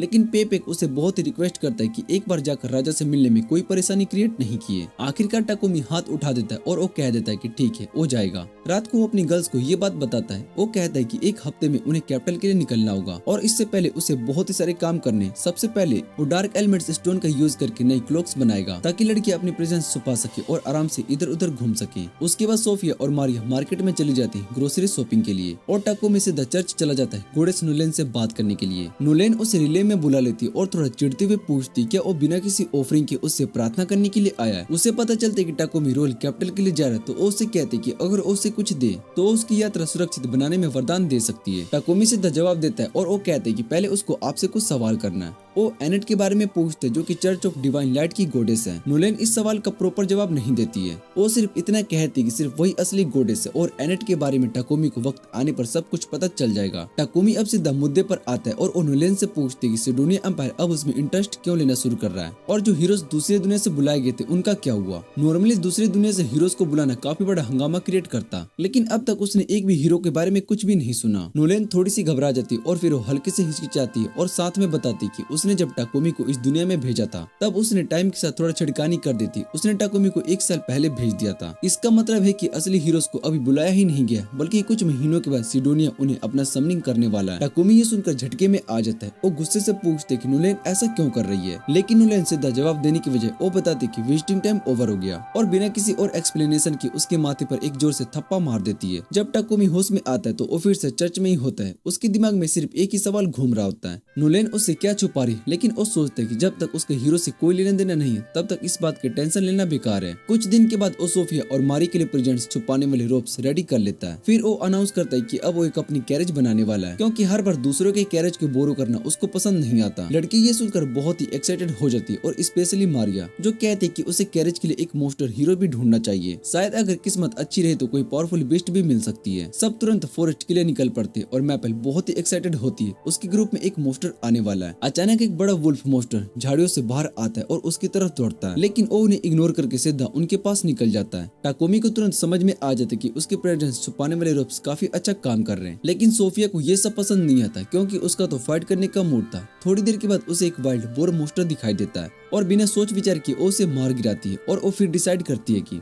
इसका मीट कलेक्ट कर लेगी ताकि सफर के लिए खाने का जुगाड़ हो सके। इसी दौरान टाकोमी और सोफिया भी मरे हुए ट्रेंड का पता लगा लेते हैं। उन्हें लगता है कि इसका भी वुड काम आ सकता है और उसका भी रिसोर्स इकट्ठा करने लगते हैं। वहीं दूसरी तरफ मैपल को उनका ये रिसोर्स फार्मिंग वाला काम बहुत ही बोरिंग लगता है, तो वो अकेली निकल जाती है। रास्ते में उसे और भी ज्यादा मरे हुए ट्रेंड्स मिलते हैं। अब उसके अंदर क्यूरियोसिटी जाग जाती है कि ये सब किसने मारा। मैपल फॉरेस्ट में उछलती कूदती आगे बढ़ रही होती है जब उसकी नजर एक घायल ड्रैगन पर पड़ती है जो कि एक हॉर्स होता है। वो बिना सोचे समझे तुरंत उसके पास पहुंच जाती है, लेकिन जैसे ही उसके करीब गई ड्रैगन हॉर्स ने उस पर एक तेजी से बिजली का वार कर दिया। वो दर्द से भरा दिखाई दिया और मैपल को तुरंत अपनी पहली मुलाकात याद आ गई जब उसकी टकरार टाकोमी से हुई थी। उसने ड्रैगन हॉर्स से कहा कि उसका एक लाजवाब मास्टर है जो कि उसे ठीक कर सकता है। और टाकोमी को बुलाने के लिए जाने वाली होती कि तभी 2 बड़े आंट मास्टर्स वहां पर आ जाते हैं। उसने तुरंत समझ लिया कि यही दोनों ड्रैगन हॉर्स को घायल करने के जिम्मेदार हैं। मैपल ने बिना वक्त गवाए अपने सेल्स वेब का यूज करके दोनों आंट्स को पकड़ लिया और सीधा ड्रैगन हॉर्स के सामने फेंक दिया। ड्रैगन हॉर्स ने 1 सेकंड में बिना वक्त बर्बाद की उन्हें पिकाचू बना दिया, लेकिन तभी एक और बड़ी मुसीबत आ गई। पूरी की पूरी आंट कॉलोनी वहां पर पहुंच चुकी थी। मैपल ने जल्दी से अपने सेल्स थ्रेड से एक बैरियर बना लिया ताकि वो और ड्रैगन हॉर्स अंदर सेफ रहें, लेकिन मोस्टर आंट ने तुरंत उस बैरियर को तोड़ना शुरू कर दिया। मैपल ने टाकोमी से टेलीपैथी के जरिए मदद मांगने की कोशिश की, लेकिन कोई जवाब नहीं मिला। अब उसे डर लगने लगा, कहीं ऐसा तो नहीं कि टाकोमी ट्रेड वुड इकट्ठा करने के लिए गया था और इतना खो गया कि उसे भूल ही गया। धीरे धीरे मैपल की उम्मीद खत्म होने लगती है और उसका मन भरा है। अब सब उसे भूल गए तो वो कैसे जिएगी। और तभी ड्रैगन हॉर्स भी बेहोश होकर गिर जाता है। कुछ ही मिनट में मोस्टर आंट्स मैपल का बैरियर तोड़ दिया और वो ड्रैगन हॉर्स से लिपट गई। सोच रही होती कि बस यही अब अंतिम समय आ गया, लेकिन तभी उसने अपने सर पर टाकोमी के हाथ महसूस किए। जैसे ही उसने आंखें खोली वो तुरंत उसे जोर से लिपट गई और जोर जोर से रोने लगी। बाहर सोफिया और मारिया ने सारे आंट मोस्टर का सफाया कर दिया होता है। मैपल रोते हुए टाकोमी से पूछते कि जब उसने उसे बुलाया था तो उसने जवाब क्यों नहीं दिया। टाकोमी उससे शांत रहते हुए कहते कि उसकी सिल्क बैरियर इतनी मजबूत थी कि उसकी वजह से टेलीपैथी कनेक्शन भी ब्लॉक हो गया था, लेकिन जैसे ही उसने फील किया कि मैपल की कनेक्शन वीक हो गई तो बिना कुछ सोचे तुरंत उसको ढूंढने के लिए भागा। मैपल ने आके पूछते हुए टाकोमी से गुजारिश की कि वो ड्रैगन हॉर्स को बचा ले। टाकोमी ने तुरंत अपनी हीलिंग मैजिक का यूज करनी चाहिए, लेकिन ड्रैगन हॉर्स अनकॉन्शियस होते हुए रेसिस्ट कर रहा था। इसके ऊपर से सोफिया को महसूस होता है कि मोस्टर उसकी तरफ बढ़ रहे हैं और टाकोमी से कहते कि अब उन्हें यहाँ से तुरंत निकलना होगा। मैपल ने ऑलमोस्ट रोना शुरू कर ही दिया। उसने टाकोमी से डार्क वेस्ट की कि वो ड्रैगन हॉर्स को यहाँ से ना छोड़े। अब टाकोमी के पास सिर्फ एक ही ऑप्शन बचा था। उसने ड्रैगन हॉर्स को मैपल के साथ अपनी पॉकेट डायमेंशन में डाल दिया। सोफिया ने तुरंत चेतावनी दी कि बिना कॉन्टैक्ट के किसी भी मोस्टर को पॉकेट डायमेंशन में रखना बहुत ही रिस्की हो सकता है। टाकोमी ने कैजुअली कहा मैं बिल्कुल ठीक हूँ, लेकिन मिड सेंटेंस उसका पूरा शरीर कांपने लगा। वो बोला कि अगर वो कुछ माना पोषण पी लेता तो सब कुछ सही हो जाएगा, लेकिन पोषण लेने से पहले ही वो बेहोश हो गया। लड़कियां उसे तुरंत घर ले गई, लेकिन आधा दिन गुजरने के बाद भी वो होश में नहीं आया। सोफिया टेंशन में बोली टाकोमी अनकॉन्शियस होते हुए भी ड्रैगन हॉर्स को अपनी पॉकेट डायमेंशन में बनाए रख रहा है और ये उसके शरीर पर बहुत ही स्ट्रेस डाल रहा है। अब सिर्फ एक ही तरीका है, मैपल को खुद अपनी तरफ से पॉकेट डायमेंशन ओपन करना होगा। सोफिया ने मैपल से कॉन्टेक्ट करने के लिए टाकोमी का हाथ पकड़ा, उसे जेंटली किस किया और माना फ्लो को फॉलो करते हुए मैपल तक पहुंच गई। उसने सबसे पहले ड्रैगन हॉर्स के बारे में पूछा तो मैपल ने बताया कि वो अभी भी डर रही है। उसे लगता है कि अगर उसे अचानक किसी अजनबी जगह पर लेकर गया तो उसे वोलेंटरी रिएक्ट कर सकती है। ये सुनकर सोफिया ने एक स्मार्ट आइडिया दिया। उसने कहा कि मैपल को वैसे ही एक बैरियर बनाना चाहिए जैसा कि उसने जंगल में बनाया था। इससे ड्रैगन हॉर्स को बाहर का कुछ दिखाई नहीं देगा और वो शांत रहेगी। मैपल को आइडिया पसंद आया और उसने डिसाइड किया कि वो ड्रैगन हॉर्स को गार्डन में ले जाएगी। फिर मारिया ने घर के दूसरे काम देखने का फैसला किया, जबकि सोफिया वही टाकोमी के साथ रुक गई। टाकोमी अगले दिन सुबह उठता है और वो देखते कि सोफिया उसका हाथ पकड़कर सोई हुई है। जैसे ही वो उठता है सोफिया की आंखों में इमोशन आ जाते हैं और और उसकी आंखों में आंसू चमकने लगते हैं। इस सीन को दूर से देख रही मारिया के अंदर का सुपर मोड एक्टिवेट हो जाता है और उन्हें क्वाइटली वॉच करने लगती है। थोड़ी देर के बाद टाकोमी गार्डन जाता है जहाँ पर मैपल ड्रैगन हॉर्स का ध्यान रख रही होती है। वो उसे समझाती है कि उसका मास्टर उसकी हीलिंग कर सकते हैं लेकिन उसे कोऑपरेट करना होगा। टाकोमी फिर अपनी फुल टैमिंग स्किल का यूज करके ड्रैगन हॉर्स को सक्सेसफुली टैम कर लेता है। उसके बाद वो एक पावरफुल हीलिंग स्पेल का यूज करता है जो कि ड्रैगन हॉर्स के घाव को तुरंत भर देता है और उसकी रेजिडुअल एनर्जी से सिल्क बैरियर भी जलकर खत्म हो जाता है। सबको ये देखकर बहुत ही खुशी होती है और मैपल बहुत ही खुश होती है और वो टाकोमी से कहती है कि वो ड्रैगन हॉर्स का एक नाम रखे। टाकोमी सोचता है और उस ड्रैगन हॉर्स का नाम शमिलिया रख देता है। मैपल तुरंत शमिलिया से लिपट जाती है और उसका फैमिली में वेलकम करती है। कुछ दिन के बाद टाकोमी अपने ब्लैक्समिथ दोस्त के पास जाता है क्योंकि उसने शमिलिया के लिए स्पेशल हॉर्स शूज बनाए हैं। इसी बीच सोफिया थोड़ी वरीड होती है क्योंकि टाकोमी रिसेंट दिनों से बहुत ही ज्यादा काम कर रहा है। उसको मर्चेंट पेपेक्स से रेफ्रिजरेटर और पोषण का भी बहुत ही बड़ा ऑर्डर मिला है और ऊपर से उसका खुद भी काफी काम पेंडिंग है। सोफिया उसे फोर्स करती है कि वो थोड़ा रेस्ट कर ले लेकिन टाकोमी हमेशा की तरह चिल्ड मोड में रहता है, मैं ठीक हूँ। उसके बाद वो एडवेंचरस गिल्ड जाता है जहाँ पर जाकर वो देखता है कि एक लड़का किसी मोस्टर के बारे में जोर जोर से चिल्लाते हुए कमोशन क्रिएट कर रहा होता है। टाकोमी रिसेप्शनिस्ट के पास जाता है और उसे डिटेल्स मांगता है। रिसेप्शनिस्ट उसे एक रफ स्केच देती जो कि उन लोगों ने बनाए होते जिन्होंने शहर के आसपास किसी अजीब मोस्टर को देखा था, लेकिन अब तक कोई भी अटैक या फिर डिस्ट्रक्शन नहीं हुआ, इसलिए गिल्ड ने इस बात को सीरियसली नहीं लिया। फिर रिसेप्शनिस्ट टाकोमी से पूछती कि वो यहाँ किस काम से आया है। जब उसे पता चलता है कि टाकोमी एक और पेट रजिस्टर करवाने के लिए आया है तो वो कॉन्फिडेंट होता है कि अब वो किसी भी मोस्टर को देखकर शॉक नहीं होगा। टाकोमी कैजुअली अपनी पॉकेट डायमेंशन को ओपन करता है और शमिलिया अपना सर बाहर निकालती है। उसे बताती है कि मैपल सुरक्षित है और बस रिसेप्शनिस्ट का चेहरा तुरंत सफेद पड़ जाता है। उसकी आंखें स्क्रैच और शमिलिया मैपल कॉम्बो के शील्ड आउट को मैच करती है और उसका दिमाग तुरंत शॉर्ट सर्किट हो जाता है। पूरे गिल्ड में लोग पैनिक करने लगते हैं क्योंकि सब पहचान जाते हैं कि जो मोस्टर उन्होंने देखा था वो ये दोनों ही थे। टाकोमी को समझाने का मौका भी नहीं मिलता कि ये क्या हो रहा है और तभी गिल्ड मास्टर एक एक्सट्रीम आवाज में चिल्लाता है, टाकोमी मेरे ऑफिस में आओ अभी के अभी जल्दी।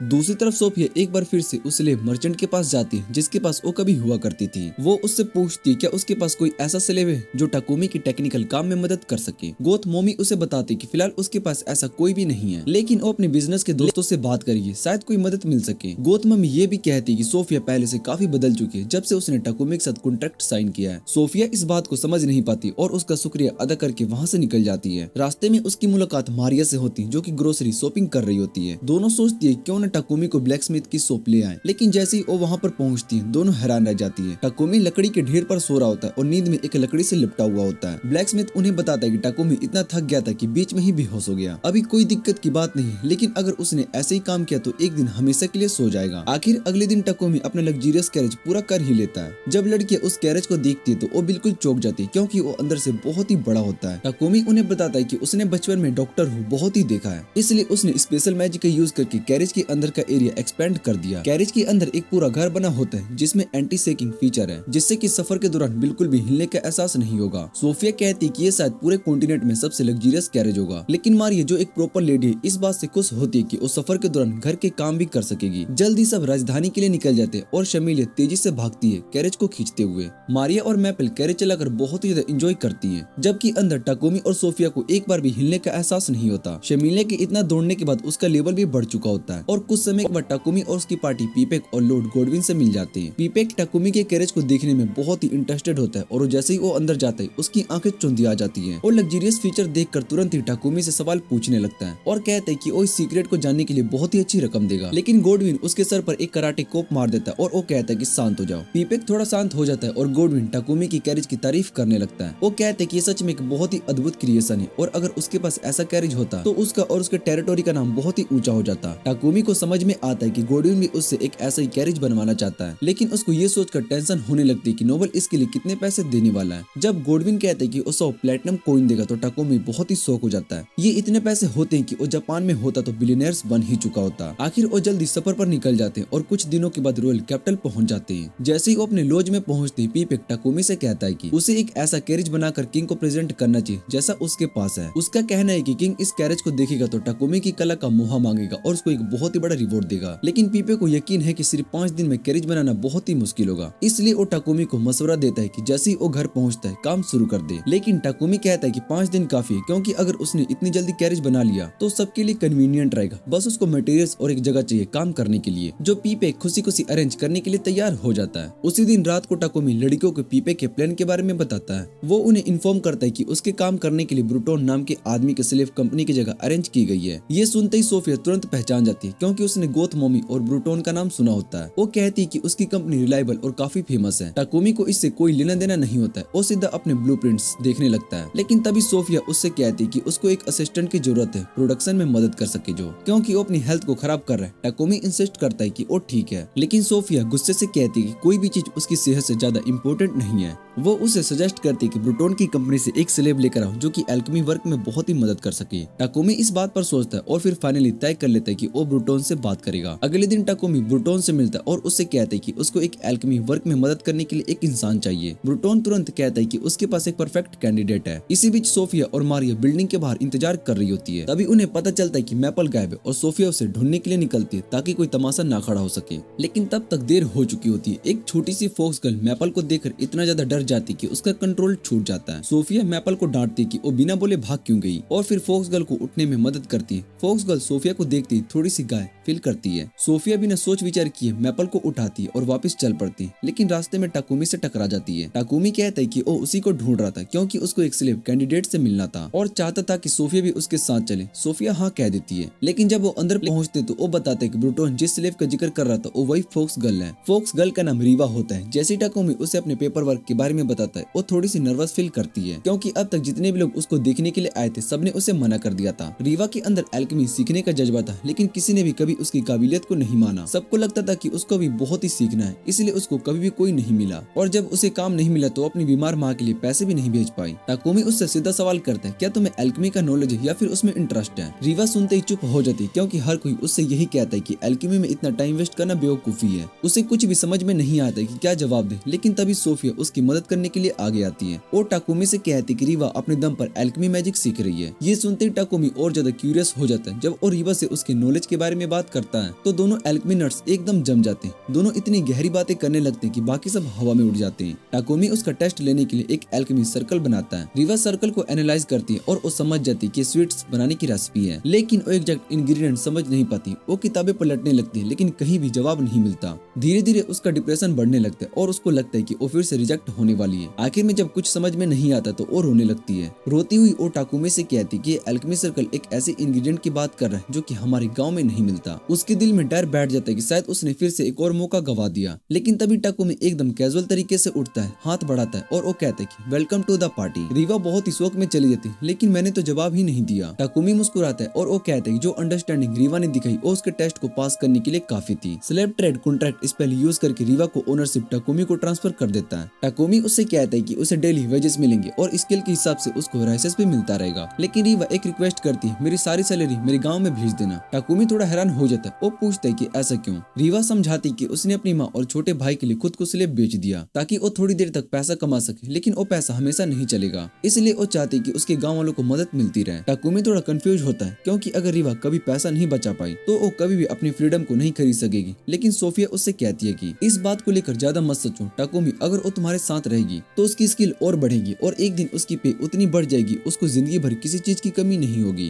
टाकुमी ये बात समझ जाता है और फाइनली रीवा की कंडीशन को एक्सेप्ट कर लेता है। टाकुमी रीवा को बाकी टीम से मिलवाने लेकर जाता है, लेकिन जैसे ही मारिया और मैपल उसे देखती एकदम ओवर एक्साइटेड हो जाते हैं। टाकुमी चिल करने को कहता है, लेकिन मारिया और मैपल का कहना है कि हम सिर्फ नए मेंबर को वार्म वेलकम देना चाहते थे। रीवा उनकी ईमानदारी और एक्साइटमेंट को देखकर इमोशनल हो जाती है। उसको महसूस होता है कि ये लोग अलग है, यहाँ काम करना सच में मजेदार होगा। बाद में टाकुमी रीवा को उनके इनके बैकयार्ड में लेकर जाता है जहाँ वो अपनी एल्केमी से एक एडमंटाइट कैरेज फार्म बनाता है। रीवा की आंखें चमक उठती जब वो मास्टर को काम करते हुए देखती है और टाकुमी उसे बताता है कि उतना कॉम्प्लेक्स नहीं है जितना वो सोच रही है। जब रीवा फार्म को क्लीन और पॉलिश करती है तो उसको थोड़ा सा डाउट होता है कि शायद से वो ये नहीं कर पाएगी, लेकिन टाकुमी उसे बताता है कि इस कैरेज का स्पेल फॉर्मूला वही है जो कि कैंडी का था, उसने पहले दिखाया था जो। इसके अलावा वो मानता है कि रीवा के अंदर जो एक्साइटमेंट और पैशन एल्केमी के लिए वो उसकी सबसे बड़ी क्वालिटी है। इसी वजह से उसे पूरा यकीन है कि रीवा सब कुछ जल्दी ही सीख जाएगी। कुछ दिन के बाद टाकुमी ने कैरेज कंप्लीट कर लिया होता है और रीवा की मदद से, और जब उसे किंग को प्रेजेंट करने से पहले देख रहा होता है तब एक बूढ़ा आदमी आता है और वो पूछते कि ये उसकी कैरेज है। टाकुमी उस बूढ़े आदमी को बताता है कि ये कैरेज वो किंग को गिफ्ट करने वाला और ये उसने खुद बनाई है। बूढ़ा आदमी इम्प्रेस्ड हो जाता है और वो कहते कि टाकुमी जितना सुना था उससे भी ज्यादा ब्रिलियंट है। ये सुनकर टाकुमी शॉक्ड हो जाता है कि वो इतना फेमस कैसे हो गया। वो बूढ़े आदमी से पूछते कि वो कौन है और अगले ही मोमेंट पीपेक और गोडिन भागते हुए वहाँ पर आते हैं क्योंकि वो बूढ़ा आदमी एक्चुअली खुद इस कंट्री का किंग होता है। टाकुमी ये सुनकर फ्रीक आउट हो जाता है जब वो एकदम कैजुअली किंग से बात कर रहा था, लेकिन किंग लोबोस उससे कहते हैं कि फॉर्मल होने की जरूरत नहीं क्योंकि वो इतना चिल है। पीपेक और गोडिन भी किंग के सामने नी डाउन करते हैं पर किंग उन्हें बताता है कि ये एक अनऑफिशियल मीटिंग है, इसलिए वो रिलैक्स कर सकते हैं। फिर किंग कहता है कि उसे ऑफिशियल मीटिंग बहुत ही इरिटेट लगती है, इसलिए वो यहाँ पर खुद आगे जीनियस एल्केमिस्ट से पर्सनली मिलने। किंग टाकुमी को थैंक्स बोलता है उसके स्मार्ट टॉयलेट्स के लिए जो कि कैपिटल की हाइजीन प्रॉब्लम को सॉल्व कर चुके हैं।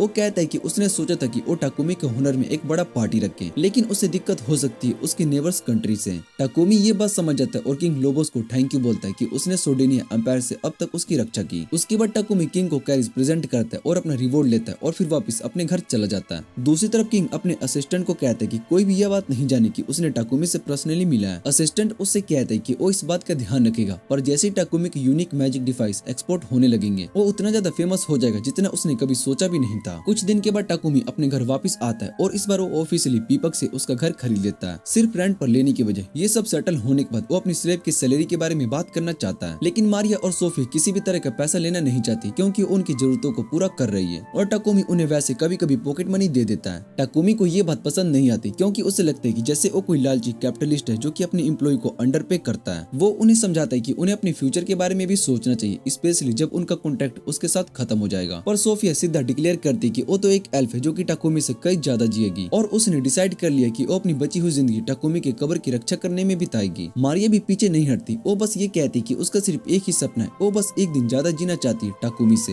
ताकि उसकी कब्र टाकुमी के बगल में हो। टाकुमी ये सुनकर चुप हो जाता है, उन सिंपियों को देखता रह जाता है। अगले दिन रीवा टाकुमी के पास आती है और वो कहती कि वो भी एक एडवेंचर रजिस्टर करवाना चाहती है ताकि वो अपना लेवल अप कर सके और उसके लिए भी यूजफुल हो सके। टाकुमी को ये सॉलिड आइडिया बहुत ही अच्छा लगता है और वो बिना टाइम वेस्ट के उसका रजिस्ट्रेशन करवा देता है। रिसेप्शनिस्ट ये भी अरेंज कर देता है कि रीवा की हर महीने की सैलरी का हिस्सा उसके आधे घर वालों को भेज दिया जाएगा। फिर रिसेप्शनिस्ट टाकुमी से कहते हैं कि अब वो एक एडवेंचरिंग पार्टी का नाम सोच ले क्योंकि वो लोग ऑलरेडी गिल्ड के स्ट्रॉन्गेस्ट लोगों में से बन चुके हैं। पर टाकुमी बिल्कुल सीधा बोलता है कि उसको एडवेंचर बनना ही था, वो तो इसके लिए बना ही नहीं था। गलती से ये बात गिल्ड मास्टर सुन लेता है और बिना टाकुमी के परमिशन के उसको ट्रेन करने का डिसीजन ले लेता है। टाकुमी बस एक तरफ से बल्डी का टाकुमी को लेफ्ट और राइट से पीटने का काम बिना किसी भी तरह के मर्सी के रिवा बस हुनर में देखती रहती है। जब वो अपने बॉस को बस उठाते हुए देखती है, गिल्ड मास्टर हार कर टाकुमी से पार्टी का नाम सोचने के लिए कहता है ट्रेनिंग के बीच में। और हर बार जब टाकुमी कोई क्रिंज नाम जैसे कि डैडी पार्टी सोचता है तो वो हवा में एकदम रॉकेट की तरह उड़ा दिया जाता है। जब टाकुमी घर वापस आता है तो वो पूरा का पूरा थक चुका होता है। वो लड़कियों से रिक्वेस्ट करता है कि कोई अच्छी सी पार्टी का नाम बताओ ताकि वो अगले दिन बड़ी टॉर्चर से बच सके। मारिया और ईवा जो भी आइडिया देती है टाकुमी को बस ये लगता है कि उसे और बुरी तरीके से पिटाई होने वाली है। दूसरी तरफ सोफिया पूरा गुस्सा हो जाती है कि गिल्ड मास्टर ने टाकुमी का ये हल कर दिया, उसका बस चले तो उस बूढ़े गंजे को तुरंत सबक सिखा दे। लेकिन टाकुमी उसे रोक लेता है और वो ये कहता है कि बस वो ट्रेनिंग था और इसकी वजह से उसके कुछ यूजफुल स्किल लेवल अप भी हो चुके हैं। ये सुनकर सोफिया थोड़ी शांत हो जाती है पर टाकुमी को अंदाजा हो जाता है कि उसके प्रॉब्लम्स अभी खत्म नहीं हुए। अगले दिन ओरिवा को एक मैजिक रिंग देता है जो कि उसके स्पेल को जल्दी एक्टिवेट कर सके और एक मैजिक स्टाफ उसकी पावर बूस्ट कर सके। टाकुमी मैपल को भी एक वेपन देता है वुल्वरिन जैसा एक डेडली क्लॉ ताकि वो भी फाइट कर सके। इसके बाद गिल्ड मास्टर वापस आता है उसकी ट्रेनिंग कंटिन्यू करने के लिए और हर बार जब टाकुमी एक बेकार पार्टी का नाम बताता तो उसको धरती में चिपका देता। टाकुमी को लगता है कि अगर ऐसे ही चलता रहा तो सोफिया एक दिन सच में स्नैप कर देगी और उस बुड्ढे की पूरी करियर की वाट लगा देगी। लेकिन बहुत ही हैरानी की बात यह है कि इस बार सोफिया भी उसके खिलाफ हो जाती है और टाकुमी से कहती है कि इतना कमजोर बनना बंद करे और गिल्ड मास्टर के अटैक से बचना भी सीखे। टाकुमी बस चुप रह जाता है क्योंकि वो तो अब अकेला ही फंस गया था। उसके बाद सब लोग गिल्ड में जाते हैं जहाँ पर रिसेप्शनिस्ट उन्हें एक एस्कॉर्ट मिशन देता है। टाकुमी थोड़ा डाउट में होता है कि क्या वो ये कर भी पाएगा या फिर नहीं, लेकिन उसकी लड़कियां काफी एक्साइटेड होती है क्योंकि इस मिशन से उनका रैंक बढ़ने वाला है और टाकुमी बस हाथ जोड़कर मिशन एक्सेप्ट कर लेता है। कुछ देर के बाद वो लोग निकल पड़ते एक सीनियर एक्सक्लूसिव गार्ड बनाने के लिए जो कि पीपेक्स कंपनी का है। वो टाकुमी को बताता है कि प्यूरिफिकेशन डिवाइस को बेचने के लिए जा रहा है एक दूर शहर में जो अपने डेयरी प्रोडक्ट्स के लिए बहुत ही फेमस है। टाकुमी को सुनकर शौक लगता है कि इस दुनिया में डेयरी प्रोडक्ट्स भी एग्जिस्ट करते हैं, लेकिन उसके एक्साइटेड होने का इतना टाइम नहीं मिलता क्योंकि उसकी लड़कियां उसको वार्न करती कि सामने मॉन्स्टर्स हैं। एक तरफ यूनिकॉर्न वुल्व्स और दूसरी तरफ गॉब्लिन्स, दोनों के बीच में बहुत ही तगड़ी लड़ाई चल रही होती है। मैपल सीधा बोलती है कि बस बहुत हो गया और वो शेमिलिया को कमांड दे देती है। सबको पिकाचू जैसा इलेक्ट्रोक्यूट देकर एक सेकंड में सबकी गेम ओवर हो जाती है। कुछ दिन के बाद वो लोग अपने डेस्टिनेशन पहुंच जाते हैं जब तक मर्चेंट अपना बिजनेस करता है। टाकुमी डिसाइड करता है कि वो अपनी पार्टी के साथ कुछ डेयरी बेस्ड डिश ट्राई करेगा। वो एक रेस्टोरेंट में जाकर क्रीम स्ट्यू ऑर्डर करता है। टेस्ट उतना अच्छा नहीं होता जितना कि अर्थ पर मिलता है पर उदासी फील हो जाती है। रात में वो ग्रिल्ड चीज और सैंडविच ट्राई करता है और नॉस्टैल्जिया और भी ज्यादा हिट करता है। अब उसका मन कर रहा होता है कि उसको बस किसी तरीके से राइस मिल जाए। तभी सोफिया उसको बताती कि राइस जैसा एक कॉर्प एग्जिस्ट करता है पर वो उसकी कंट्री में प्रोड्यूस नहीं होता। टाकुमी ये सुनकर एकदम खुश हो जाता है, लेकिन लेकिन अगले ही सेकंड में मारिया उसको बताती है कि वो राइस कैपिटल में बेच रहे थे। ये सुनकर टाकुमी का दिल टूट जाता है क्योंकि उसके हाथ से एक गोल्डन अपॉर्चुनिटी निकल गई। सोफिया उससे पूछती है कि इतना डिप्रेस्ड क्यों है राइस खाने के लिए। टाकुमी ओवेसली उसको ये नहीं बता सकता था कि वो एशियन है क्योंकि उसको समझ में नहीं आएगा, इसलिए वो बस कैजुअली बोल देता है कि उसने बस राइस के बारे में सुना है और उसको ट्राई करना चाहता है। फिर वो क्वेश्चन वापस सोफिया पर डाल देता है। वो पूछते है कि जब से वो अपने घर से दूर आई है क्या उसको कभी भी नॉस्टैल्जिया फील होती या फिर उसको अपने घर का खाना याद आता है। लेकिन इस तरह जवाब देने की वजह वो सीधा टाकुमी के बूट्स को लीक करना शुरू कर देती है। एक दिन वो लड़की कहती कि वो कई सालों तक एक शराब की वजह से पिंजरे में बंद थी जब तक कि टाकुमी ने उसको आजादी नहीं दी। उसने कहा कि अपनी अब हर एक पल का आनंद लेती है और नए एडवेंचर के लिए बहुत ही खुश रहती है। फिर वो टाकुमी का धन्यवाद करती कि उसने उसको पंख दिए और तभी टाकुमी के दिमाग में पार्टी के नाम का एक नया आइडिया आता है। उसको याद आता है कि जब वो इस दुनिया में आया था तब उसको भी पंख मिले थे और वो पंख उसको गोडेस नोलेन ने दिए थे। फिर वो लड़कियों से पूछते कि विंग्स ऑफ नोलेन नाम कैसा रहेगा। सबको ये नाम बहुत ही कूल और स्टाइलिश लगता है। 2 दिन के बाद सब अपना मिशन पूरा करके घर लौट आते हैं। लेकिन जैसे ही वो लोग घर के अंदर आते टाकुमी अचानक कमजोर महसूस करने लगता है। उसको तुरंत समझ में आता है कि घर के अंदर जहरीला गैस भरा हुआ है क्योंकि अब बहुत ही देर हो चुकी होती क्योंकि जो सुपारी किलर्स उन पर हमला करने आए थे उन्होंने उनके साथी लड़कियों को बंदी बना लिया होता है। सब पॉइजन की वजह से इतने कमजोर हो चुके होते कि लड़ भी नहीं पाते। तभी एक किलर टाकुमी के पास आकर उसको मारने वाला होता ही लेकिन मैपल जो पॉकेट डायमेंशन में छुपी होती है एकदम से बाहर आती है और उस असासिन को मार देती। इससे टाकुमी को गिराने का मौका मिल जाता है। दूसरा असासिन अपनी बंदी बनाई लड़कियों को छोड़कर आगे सीधा टाकुमी पर अटैक करने के लिए भागता है लेकिन टाकुमी उसे भी एक ही बार में गिरा देता है और उसके बाद टाकुमी लड़कियों का इलाज करता है और पॉइजन को हटा देता है। सब कुछ होते कि किसी को भी कुछ भी नुकसान नहीं हुआ। लेकिन मैपल बताती है घर के आसपास और भी सुपारी किलर्स थे लेकिन जब वो सेमेलिया के स्टेबल जा रही थी तभी मैपल बताती है घर के आसपास और भी सुपारी किलर्स थे लेकिन जब वो सेमेलिया को स्टेबल लेकर जा रही थी तब उसने देख लिया था, इसलिए उसने सबसे पहले सभी को कोकेन में बंद कर दिया और फिर टाकुमी की मदद करने के लिए आई। सबको एहसास होता है कि ये एक बहुत ही बड़ा मामला है। टाकुमी तुरंत गिल्ड मास्टर और नाइट्स को बुलाता है जो असासिन को गिरफ्तार कर लेता है। टाकुमी गिल्ड मास्टर से कहता है कि उसको तुरंत लॉर्ड गोडविन से इसके बारे में बात करनी चाहिए क्योंकि ये असासिन शायद से सिडोनिया एम्पायर के भेजे हुए हैं। अगर इस बात को इग्नोर किया गया तो ये सबसे बड़ी गलती होगी। अगली सुबह टाकुमी गोडविन से मिलने जाता है और वहाँ गोडविन बताता है कि असासिन उनके घर आए थे और डिवाइन लाइट स्क्वाड्रन के थे और ये लोग होली सिडोनिया एम्पायर के अंदर भी पागल माने जाते हैं। ये लोग सिर्फ उन लोगों को मारने का काम करते जो कि डिवाइन लाइट के उपदेश को तोड़ रहे होते हैं और कई बार बिना किसी ऑर्डर के भी एक्शन ले लेते। टाकुमी ये सुनकर हिल जाता है। उसको पहले लग रहा था कि शायद से ये सब चोर थे लेकिन अब उसे सच्चाई का पता चला कि वो असल में असासियंस थे। गोडविन श्योर होता है कि इसका असली रीजन वो मैजिक टॉयलेट है जो कि टाकुमी ने बनाया है। पहले ये टॉयलेट प्रीट्स की होली मैजिक से प्यूरिफाई किए जाते थे और इसी वजह से सिडोनिया के प्रीट्स इससे बहुत ज्यादा पैसा कमाते थे। अब जब ये मैजिक टॉयलेट बन गया है तो वो लोग पैसा कमाने का बड़ा जरिया खो चुके हैं और शायद इसी वजह से ये लोग टाकुमी को अपना शिकार बनाना चाह रहे हैं। अब जब टाकुमी ने उसका पैसा कमाने का सबसे बड़ा जरिया ही छीन लिया तो अब उसकी जान के पीछे पड़े हैं। टाकुमी सोचते हैं कि कुछ दिन के लिए छुप जाना चाहिए पर गोडविन और उसके साथियों को कहना है कि अगर वो नजर के सामने रहेगा तो ज्यादा सुरक्षित रहेगा क्योंकि वो उसकी मदद कर सकते हैं। किड मास्टर को भी उसकी चिंता होती है और वो कहते हैं कि टाकुमी की सुरक्षा के लिए कुछ न कुछ करना होगा जब वो एडवेंचरिंग पर जाए। ये सुनकर टाकुमी थोड़ा घबरा जाता है और वो कहते हैं कि शायद से उसे थोड़ी देर के लिए ब्रेक ले लेना चाहिए लेकिन गिल्ड मास्टर उसकी बात मानने से इनकार कर देता है क्योंकि टाकुमी की पार्टी प्योर सुपर की टॉप पार्टीज में आती है और उन्हें अपना काम बंद करने नहीं दे सकता। सोफिया भी टाकुमी को आश्वासन देती है कि हर हाल में उसकी सुरक्षा करेगी। ये सब सुनकर टाकुमी तसल्ली में आ जाता है और फिर एडवेंचर बनने का फैसला करता है। उसके बाद वो एडवेंचर्स गिल्ड जाता है और अपनी पार्टी का नाम विंग्स ऑफ नोलेन रजिस्टर करवाने। रिसेप्शनिस्ट उसका नाम सुनकर कहते हैं कि ये काफी फ्लैसी लगता है। साथ ही रिसेप्शनिस्ट उसको चेतावनी भी देता है कि शहर में अफवाह फैल चुकी है कि कोई उसको मारने के लिए असासियंस भेज रहे और लोगों को लगता है कि उसके सिर पे काफी बड़ा इनाम लगा है। रात को टाकुमी अपनी टीम को रिसेप्शनिस्ट की बात बताता है और उसको डर लगता है कि शायद से बाउंटी हंटर्स किसी भी वक्त उस पर अटैक ना कर दे। उसको ऐसा लगता है कि उसने बिना वजह की लड़कियों को खतरे में डाल दिया है पर वो सब उसे समझाते कि वो जान की बाजी लगाकर भी उसकी रक्षा करेंगी। ये सुनकर टाकुमी को थोड़ा अच्छा महसूस होता है लेकिन वो नहीं चाहता है कि लड़कियां और नाइट सिर्फ उसकी रक्षा में ही लगे रहे। इस समस्या का हल निकालने के लिए वो मैजिक बैरियर बनाने की सोचता है जो घर के आसपास सुरक्षा चक्र बना दे जो सिर्फ उन्हीं लोगों को अंदर जाने दे जो पहले से रजिस्टर्ड है। इसके लिए उसको एक मैजिक डिवाइस बनाना होगा और रिवा से मदद मांगता है। उसके बाद वो सोचते हैं कि जब वो एडवेंचर पे होंगे तो क्या किया जाए। सोफिया एक सलाह देती है कि उनकी पार्टी में एक टैंक होना चाहिए ताकि उसकी सुरक्षा कर सके पर सारी लड़कियां ये सुनकर गुस्सा हो जाती है और वो कहती है किसी भी लड़की को पार्टी में नहीं आने देगी क्योंकि उसका मानना है कि जितना बड़ा टाकुमी का हैरेम होगा उतना बड़ा उसको गर्व महसूस होगा।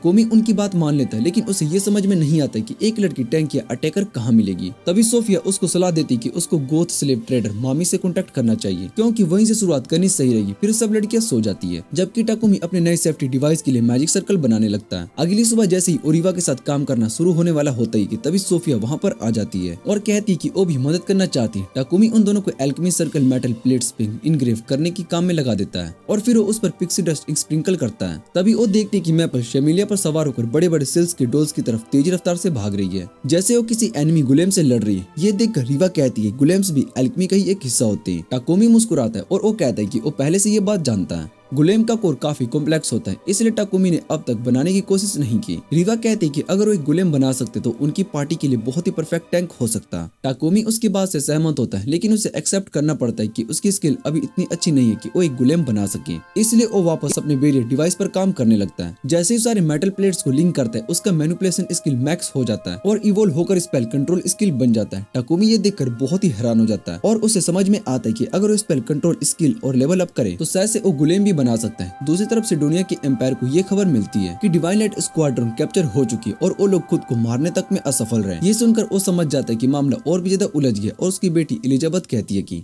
एक आदमी को हटाने में वक्त बर्बाद करने से अच्छा तो अपनी बड़ी प्लान्स पर ध्यान दे। वहीं कोर्ट में मेज बताता है कि उन्होंने पुराने जमाने का एक एसिड मैजिक सर्कल तैयार कर लिया है जो हीरो समन करने में काम आएगा, लेकिन उसे चलाने के लिए भी कुछ महीने लगेंगे ताकि रिक्वायर्ड मैजिक पावर इकट्ठा किया जा सके। इसी बीच टाकोमी अपनी तरफ से एक गुलेम का कोर बनाने की कोशिश करता है, पर अभी तक उसकी स्किल उतनी अच्छी नहीं है। तभी मैपल उससे पूछती कि अगर वो एक गुलेम नहीं बना सकता तो क्या उसे वो टेम भी नहीं कर सकता। टाकोमी को ये आइडिया काफी इंटरेस्टिंग लगता है। वो तुरंत सोफिया के पास जाता है और उससे पूछते कि गुलेम कहाँ मिल सकते हैं। सोफिया बताती है कि प्राचीन रन्स में स्ट्रे स्टोन गुलेम मिलते हैं, जबकि डंजन में आयरन गुलेम मिलते हैं। टाकोमी ये सुनकर बहुत ही चौंक जाता है कि इस जगह पर भी डंजन्स है। वो कहता है कि अगर उन्हें एक गुलेम लेना है तो उन्हें एक आयरन गुलेम लेना चाहिए। सोफिया इस बात से सहमत नहीं होती। उसका कहना होता है कि बिना एक टैंक या अटैकर के डंजन में घुसना काफी रिस्की होगा, पर टाकोमी अपनी जिद पर ही रहता है और अपनी पार्टी को लेकर डंजन की तरफ निकल पड़ता है। लेकिन डंजन तक पहुंचने से पहले उसका सामना एक बड़े स्टोन गुलेम से हो जाता है। सोफिया टाकोमी को बताती कि अगर उन्होंने इस गुलेम को हराना है तो उन्हें उसके कंट्रोल कोर को खत्म करना पड़ेगा, लेकिन टाकोमी कोर को तोड़ना नहीं चाहता क्योंकि वही तो उसके काम का है। तभी गुलेम उन्हें देखकर उनकी तरफ मुड़ता है। टाकोमी और सोफिया तुरंत नीचे झुक जाते हैं। जैसे ही गुलेम की आंखों से एक चमक निकलती है, सोफिया कहती कि इस गुलेम से लड़ना काफी रिस्की हो सकता है, लेकिन टाकोमी कहता है कि अगर वो इस गुलेम को अपने साथ लेकर आए तो ये उनकी पार्टी के लिए एक बहुत ही स्ट्रॉन्ग टैंक बन सकता है। और बिना सोचे समझे सीधा गुलेम के सामने कूद जाता है और लड़कियों के पास कोई और ऑप्शन नहीं बचता, इसलिए वो उसके साथ चल पड़ती है। जैसे ही गुलेम चलना शुरू करता है, टाकोमी को एक अजीब सी कनेक्शन महसूस होती है। वो अपनी लड़कियों को रोकने के लिए कहता है और ध्यान से गुलेम की तरफ देखता है तो कुछ देर के बाद देखने के बाद उसे समझ में आता है कि ये गुलेम गोडेस नोएल से जुड़ी रन्स की रक्षा करने के लिए बनाया गया था और अब उसके ब्लेसिंग की वजह से वो इस तरह से रिएक्ट कर रहा है। टाकोमी अपने टाइमिंग एबिलिटी का यूज करके गुलेम को कंट्रोल करने की कोशिश करता है और बहुत ही हैरानी की बात होती है कि बिना किसी दिक्कत के वो गुलेम को टैम भी कर लेता है। सब ये देखकर बहुत ही हैरान हो जाते हैं, लेकिन मैपल खुश होती है क्योंकि उसे एक और जूनियर मिल चुका होता है। वो टाकोमी से कहती है कि वो गुलेम का एक नाम रखे और टाकोमी डिसाइड करता है कि वो इस 23,000 पुराने गुलेम का नाम टाइटन रखेगा। टाइटन उससे बात करने की कोशिश करता है पर कोई उसकी भाषा नहीं समझ पाता। टाकोमी सोचता है कि शायद से वो एक वॉइस बॉक्स बनाकर टाइटन को बोलने लायक बना सकता है, लेकिन सबसे बड़ी इशू ये होती है कि अगर वो इसे अपने साथ सीधा सिटी लेकर जाएगा तो लोगों में अफरा तफरी मच सकती है। टाकोमी कहता है कि वो टाइटन को अपनी पॉकेट डायमेंशन में रख सकता है, लेकिन तभी टाइटन खुद ही अपनी वजह से गिरकर एक छोटी सी मिनिएचर वर्जन में बदल जाता है। घर लौटने के बाद टाकोमी टाइटन के लिए एक नया बॉडी डिजाइन करना शुरू करता है, लेकिन इसे मैन्युफैक्चर करने से पहले वो अपनी स्लेव्स के साथ एक इंपॉर्टेंट मीटिंग बनाता है। वो उन्हें बताता है कि कई लोग उनकी जान के पीछे पड़े और वो नहीं चाहता कि इस वजह से कोई भी खतरे में पड़ जाए, इसलिए वो उनके कॉन्ट्रैक्ट को तोड़ना चाहता है और उनके घर भेजना चाहता है। ये सुनते ही लड़कियां होश उड़ा देने वाले शौक में आ जाती है। वो टाकोमी से कहती कि वो उसे इस हालत में छोड़कर कहीं पर नहीं जाने वाली है। टाकोमी फिर भी कहता है कि अब उसके पास टाइटन और उसके पेट्स हैं, इसलिए वो लड़कियों को अपनी आजादी दे सकता है। वो कहता है कि वो उन्हें अच्छी पेमेंट भी देगा ताकि उन्हें और किसी के गुलाम बनने की जरूरत ना पड़े, लेकिन कोई भी उनकी बात सुनने को तैयार नहीं होता। तभी अचानक मारिया अपना भाला टाकोमी की तरफ कर देती है और वो कहती कि अगर उनका कॉन्ट्रैक्ट तोड़ना चाहता है तो पहले उससे लड़ना पड़ेगा और वो टाकोमी पर चिल्लाने लगती है और उस पर गुस्सा निकालती है। वो ऐसे वक्त पर उन्हें भगाने की सोच भी कैसे सकता है। इस बीच दोनों इमोशनल ब्रेकडाउन हो जाते हैं। सोफिया मारिया को संभालती है जब वो रोने लगती है और फिर वो टाकोमी से कहती है कि वो समझ सकती है कि उनकी चिंता कर रहा है, लेकिन जो उसने कहा वो एक तरफ से उनके ऊपर सबसे बड़ा अपमान है, क्योंकि टाकोमी उनके लिए सिर्फ एक मालिक ही नहीं बल्कि परिवार जैसा बन चुका था। टाकोमी उन सभी पल को याद करता है जब लड़कियों ने उसके प्रति बहुत ही लॉयल्टी दिखाई थी और उसे एहसास होता है कि उसने उनके इमोशंस को इग्नोर कर दिया था। वो सबसे माफी मांगता है और उससे पूछते क्या उनके साथ मिलकर उसके दुश्मनों से लड़ेगी। लड़की बिना सोचे समझे तुरंत हाँ कह देती है और कुछ दिनों के बाद टाकुमी टाइटन के लिए एक नया एडमिटेंट और मिथ्रिल की बॉडी तैयार कर लेता है। उसमें पावरफुल वेपन्स और डिफेंसिव एबिलिटी होती है और टाइटन बोल भी सकता है। लेकिन टाकुमी इतने पर ही नहीं रुका, उसने अपने बचपन का पावर रेंजर्स वाला सपना पूरा करने के लिए टाइटन के लिए एक मैसिव साइज का वर्जन बनाया जिसमें वो अंदर जाकर अपनी असली शिकार की तरह कंट्रोल कर सकता है। टाकुमी अपनी मेहनत का सफल परिणाम देखकर बहुत ही रोने लगता है और वहीं पर दूसरी तरफ गोडेस नोलेन जो हमेशा उसके जीवन को अपने प्राइवेट नेटफ्लिक्स सीरीज की तरह देखती है, ये सोचती है कि शायद से टाकुमी ने एक गुलेम पर ज्यादा मेहनत डाल दी। अचानक नोलेन की असिस्टेंट घबराहट भरी शक्ल के साथ उसके सामने आती है। वो एक बड़ी समस्या के बारे में बताती है, गोडेस अनाट के बारे में, जो कि सेडोनिया एम्पायर के लोग पूछते हैं। लेकिन सबसे बड़ी बात ये होती कि अनाट नाम की कोई भी गोडेस नहीं है, सिर्फ चर्च ऑफ डिवाइन लाइट की अति श्रद्धा और समर्पण के कारण और धीरे धीरे एक इविल स्पिरिट के रूप में जन्म लेती है। नोलेन हमेशा इस बात का आदेश करती है और अब उसे यकीन हो चुका होता है ये सब दुनिया के सबसे भयानक युद्ध का कारण बनेगा और इस युद्ध की सुरक्षा सिडोनिया एम्पायर और उसके हीरोज करेंगे। लेकिन सबसे बड़ी समस्या ये होती है कि नोलेन सिद्धा पृथ्वी पर हस्तक्षेप नहीं करती। इसी वजह से उसने टाकुमी को एक नया शरीर और ताकत और ब्लेसिंग दी ताकि वो इस दुनिया को नए आफत से बचा सके। कुछ दिन के बाद टाकुमी और उसकी पार्टी एक नए ए रैंक डंजन को एक्सप्लोर करने निकलते हैं। डंजन के अंदर काफी पावरफुल मोस्टर होते हैं, लेकिन टाइटन उनके प्रभाव को टैंक कर देता है, जिसकी वजह से वो लोग तेजी से डंजन के और आगे बढ़ने लगते हैं। सिर्फ एक दिन में ही वो लोग डंजन के अंतिम तल तक पहुंच जाते हैं। जैसे ही वो लोग बॉस रूम में प्रवेश करते हैं, वहाँ पर एक एस रैंक अर्थ ड्रैगन सामने आकर खड़ा हो जाता है। टाकुमी तुरंत समझ जाता है कि वो इस मुकाबले के लिए पूरी तरीके से तैयार नहीं है और उसे अपने मेगा टाइटन को लेना चाहिए था। अचानक अर्थ ड्रैगन अपनी दुम से प्रहार करता है जो सबको अलग अलग गिरा देता है। टाकुमी तुरंत मैपल और टाइटन को ऑर्डर देता है कि वो ड्रैगन्स की दुम को रोके। दोनों मिलकर उस दुम को पकड़ लेते और स्पाइडर वेब्स का यूज करके जमीन चिपका देते हैं। सोफिया तुरंत ड्रैगन की दुम में अपनी भाला को घोप देती है और वो दोबारा से हिला सके। इस मौके को देखकर टाकुमी मारिया और ईवा के साथ अपने मैजिक अर्थ ड्रैगन पर भारी हमला करता है। ये मौका देखकर टाकुमी मारिया और ईवा के साथ अपने मैजिक से अर्थ ड्रैगन पर बहुत ही भारी हमला करता है। फिर वो टाइटन को लेजर बीम चलाने का हुक्म देता है जो कि ड्रैगन को भारी चोट पहुंचा देता है। सोफिया चिल्लाती है टाकुमी अब ड्रैगन की रिब्स एक्सपोज हो गई है, ये हर मॉन्स्टर का वीक पॉइंट होता है। टाकुमी तुरंत शेमिलिया को समन करता है जो ड्रैगन से टकराकर उसे गिरने में मदद करती है। फिर वो अपने तलवार को लाइटनिंग से इंशेंट करता है और उसे सीधा ड्रैगन के मुंह में फेंक देता है। तलवार ड्रैगन के शरीर में जाकर अंदर से उसे इलेक्ट्रोक्यूट कर देती है और एक जबरदस्त धमाके के साथ ड्रैगन गिर जाता है हमेशा के लिए। अपने सफल डंजन रन के बाद टाकुमी और उसकी पार्टी घर लौट आती है, लेकिन जैसे ही वो आराम करने के लिए सोचते हैं उसे सिटी लॉर्ड गोडविन तुरंत बुला लेता है। गोडविन टाकुमी को एक खास जमीन का हिस्से के बारे में बताता है जो कि अभी तक ह्यूमन सेटलमेंट के लिए डेवलप नहीं की गई है क्योंकि वहाँ पर कई मॉन्स्टर्स पाए जाते हैं। टाकुमी इस जगह के बारे में पहले ही सुन चुका था। ये एक ऐसी जगह थी जहाँ पर मिथ्रिल और एडमेंटाइन जैसे रेयर मटेरियल्स मिलते हैं। जब गोडविन देखता है कि टाकुमी इस जगह में रुचि ले रहा है तो वो अचानक एक्साइटेड हो जाता है। टाकुमी क्या तुम एक गाँव बसाने में मदद कर सकते हो? टाकुमी हैरान हो जाता है, अचानक का रिक्वेस्ट को समझने की कोशिश करता है। गोडविन फिर मुस्कुराते हुए समझाता है कि उसने टाकुमी के पिछले डेवलपमेंट प्रोजेक्ट्स के बारे में सुना है, इसलिए वो चाहता है कि टाकुमी एक नए गांव की बुनियाद रखे। गोडविन का असिस्टेंट तुरंत एक मैप निकालता है और उस जगह की डिटेल्स बताता है। ये एक बड़ी नदी के करीब है और मॉन्स्टर हैबिटेट से काफी दूर, जिसे बसाने में आसानी होगी। टाकुमी सोच में पड़ जाता है, ये एक नए एडवेंचर की शुरुआत हो सकती है। टाकुमी तो बातचीत के बहाव में बह रहा होता है, पर अचानक सोफिया उसको रोक देती है। उसने उन्हें याद दिलाया कि टाकुमी के सर पर पहले से एक हिट ऑर्डर है, अगर उसने एक नया गांव निर्माण किया तो वो सभी और ज्यादा नाराज हो जाएंगे। टाकुमी सभी को शांत होने और पहले सारी बात तो ध्यान से सुनने के लिए कहता है। फिर वो गोडविन से सवाल करते हैं कि आपको इस जगह पर विलेज डेवलप करने की इतनी जल्दी क्यों है? गोडविन एक लंबी कहानी बताना शुरू करता है। एक साल पहले राज्य के नए गाँव का विकास कर रहा था, लेकिन कुछ भ्रष्ट नोवल की वजह से उस पर काम हमेशा के लिए रुकवा दिया गया। इसका नतीजा ये हुआ कि जो लोग वहाँ पर बसे थे वो सब अपने घर को गवा बैठे और बहुत ही ज्यादा लाचार बन गए। अब गोडविन पर दबाव है कि वो लोगों के लिए एक नई स्थायी आश्रय का प्रबंध करे। गोडविन कहता है कि ये सिर्फ एक ही वजह, पर जैसे ही सोफिया और ज्यादा सवाल करने वाली होती है, टाकुमी उससे रोक देता है और बिना किसी और सवाल के ये काम को स्वीकार कर लेता है। सोफिया परेशान होती है, उसके हिसाब से ये फैसला जल्दबाजी हो गया, लेकिन टाकुमी उसे समझाता है कि वो लोगों की तकलीफ को नजरअंदाज नहीं कर सकते जिन्होंने अपना सब कुछ खोया है। वो अपनी कहानी बताता है कि कैसे उसने भी एक बार अपना घर खो दिया था, लेकिन कुछ अच्छे लोगों की वजह से वो खुद को फिर से संभाल सका और अब वो सिर्फ उस एहसान का बदला चुकाना चाहता है। टाकुमी और उसकी टीम नए गाँव की स्थापना के काम में लग जाती है। सबसे पहले वो मैजिक का इस्तेमाल करके एक ऊंची दीवार खड़ी करते हैं जो कि गांव को सुरक्षा प्रदान करेगी। फिर वो एक गहरी खाई खोद देते हैं जो कि गांव को और सुरक्षित बनाएगी। टाकुमी एल्केमी का यूज करके दीवारों को और मजबूत बनाता है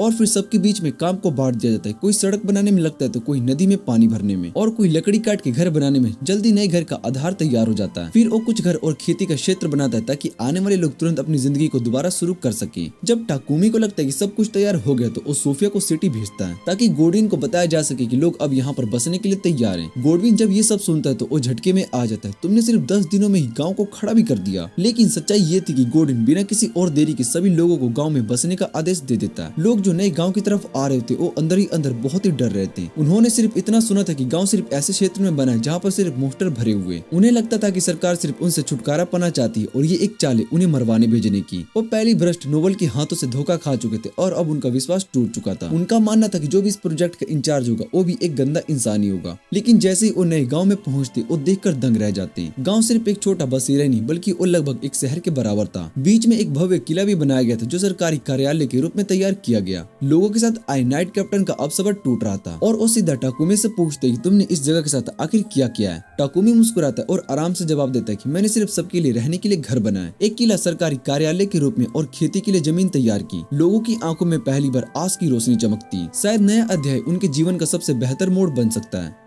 एक नाइट हैरान था कि टाकुमी ने सिर्फ 10 दिनों में ही इतना कुछ कर दिया, पर टाकुमी बस हंसता है जैसे ये कोई बड़ी बात ना हो। इसके बीच लोग अपने नए घर को चुनने लगते हैं और एक बनी गर्ल मैनी दूर से ये सब देख रही होती है। तभी सोफिया उसके पास जाकर उससे बात करने लगती है और उसे पता चलता है कि मैनी का पति पिछले गांव में मर चुका था और अब वो अकेली है। और सोफिया सोचती है कि अकेली लड़की के लिए फार्म संभालना बहुत ही मुश्किल होगा, इसलिए वो उसे एक नया काम ऑफर करती है, टाकुमी का ध्यान रखने का। वो मैनी की मुलाकात टाकुमी और मारिया से करवाती है जो उसे बताते हैं कि इसका काम घर का ध्यान रखना होगा जब सब काम पर होंगे। टैंकावा और सार्टन बहुत ही छोटे होते हैं और मैनी को नोबल्स पर भरोसा नहीं होता क्योंकि उसके पति की मौत एक नोबल की वजह से ही हुई थी। वो सीधे मना कर देती है और वो कहती है कि वो टाकुमी पर भरोसा नहीं करती। मारिया उसे समझाने की कोशिश करती है पर टाकुमी उसका फैसला मानता है। बस इतना कहता है कि अगर कभी उसका मन बदले तो वो उससे मिल सकती है। पर मैंने सोचती है कि टाकुमी सिर्फ एक लालची इंसान है जो कि उसके ऊपर बुरी नजर रखता है। उसे लगता है कि टाकुमी का प्रपोजल ठुकराने के बाद उसकी जिंदगी गांव में मुश्किल हो जाएगी, इसलिए वो गांव छोड़ने का फैसला करती है। पर जैसे ही वो गांव से निकलती है सिर्फ 5 मिनट के बाद ही उसका सामना खतरनाक मोस्टर से हो जाता है। दूसरी तरफ टाकुमी को पहली बार किसी ने रिजेक्ट किया है, इसलिए वो थोड़ा अजीब महसूस कर रहा होता है। तभी मैपल उसे बताती है कि मोस्टर ने हमला कर दिया। गाँव वाले घबरा जाते हैं क्योंकि उन्हें लगता है कि हमेशा की तरह उन्हें लड़ने के लिए भेज दिया जाएगा। पर टाकुमी नाइट कैप्टन से कहते हैं कि गांव को लॉक कर दिया जाए और सभी विलेजर्स की सुरक्षा की जाए। तब तक उसकी टीम मोस्टर से निपट रही है। तभी कुछ विलेजर्स भागते हुए आते हैं और बताते हैं कि उन्होंने मैनी को गांव से बाहर जाते हुए देखा है। टाकुमी वादा करते हैं कि उसे सुरक्षित लेकर आएगा। वो और उसकी टीम मेगा टाइटन पर सवार होकर दीवारों के ऊपर चलने लगते हैं जबकि मैनी वापस भागने की कोशिश करती है। पर तब तक गाँव के दरवाजे बंद हो चुके होते हैं। 2 बड़े वुल्फ मोस्टर उसके सामने आ जाते हैं और उसे लगता है कि अब वो मरने वाली है। पर तभी टाकुमी वक्त पर वहाँ पर पहुँचता है और उसे बचा लेता है। कुछ ही देर में उसकी टीम भी वहाँ पर आ जाती है जो बच्चे कुछ मोस्टर से निपट रही थी। मैनी टाकुमी को देखकर हैरान हो जाती है और तभी उसकी नजर उसके हाथ के जख्म पर पड़ती है और बिना सोचे समझे अपनी रुमाल से उसे बांध लेती है। वो पूछती है कि तुमने अपनी जान क्यों दांव पर लगा दी मुझे बचाने के लिए। टाकुमी मुस्कुराता है और वो कहता है कि मैं अपने गाँव के लोगों को नुकसान पहुँचने नहीं दूंगा। मैनी को समझ में आता है कि अब तक वो गलत थी। वो टाकुमी से माफी मांगती है और वो कहती है कि मुझे अपनी नौकरानी बना लो।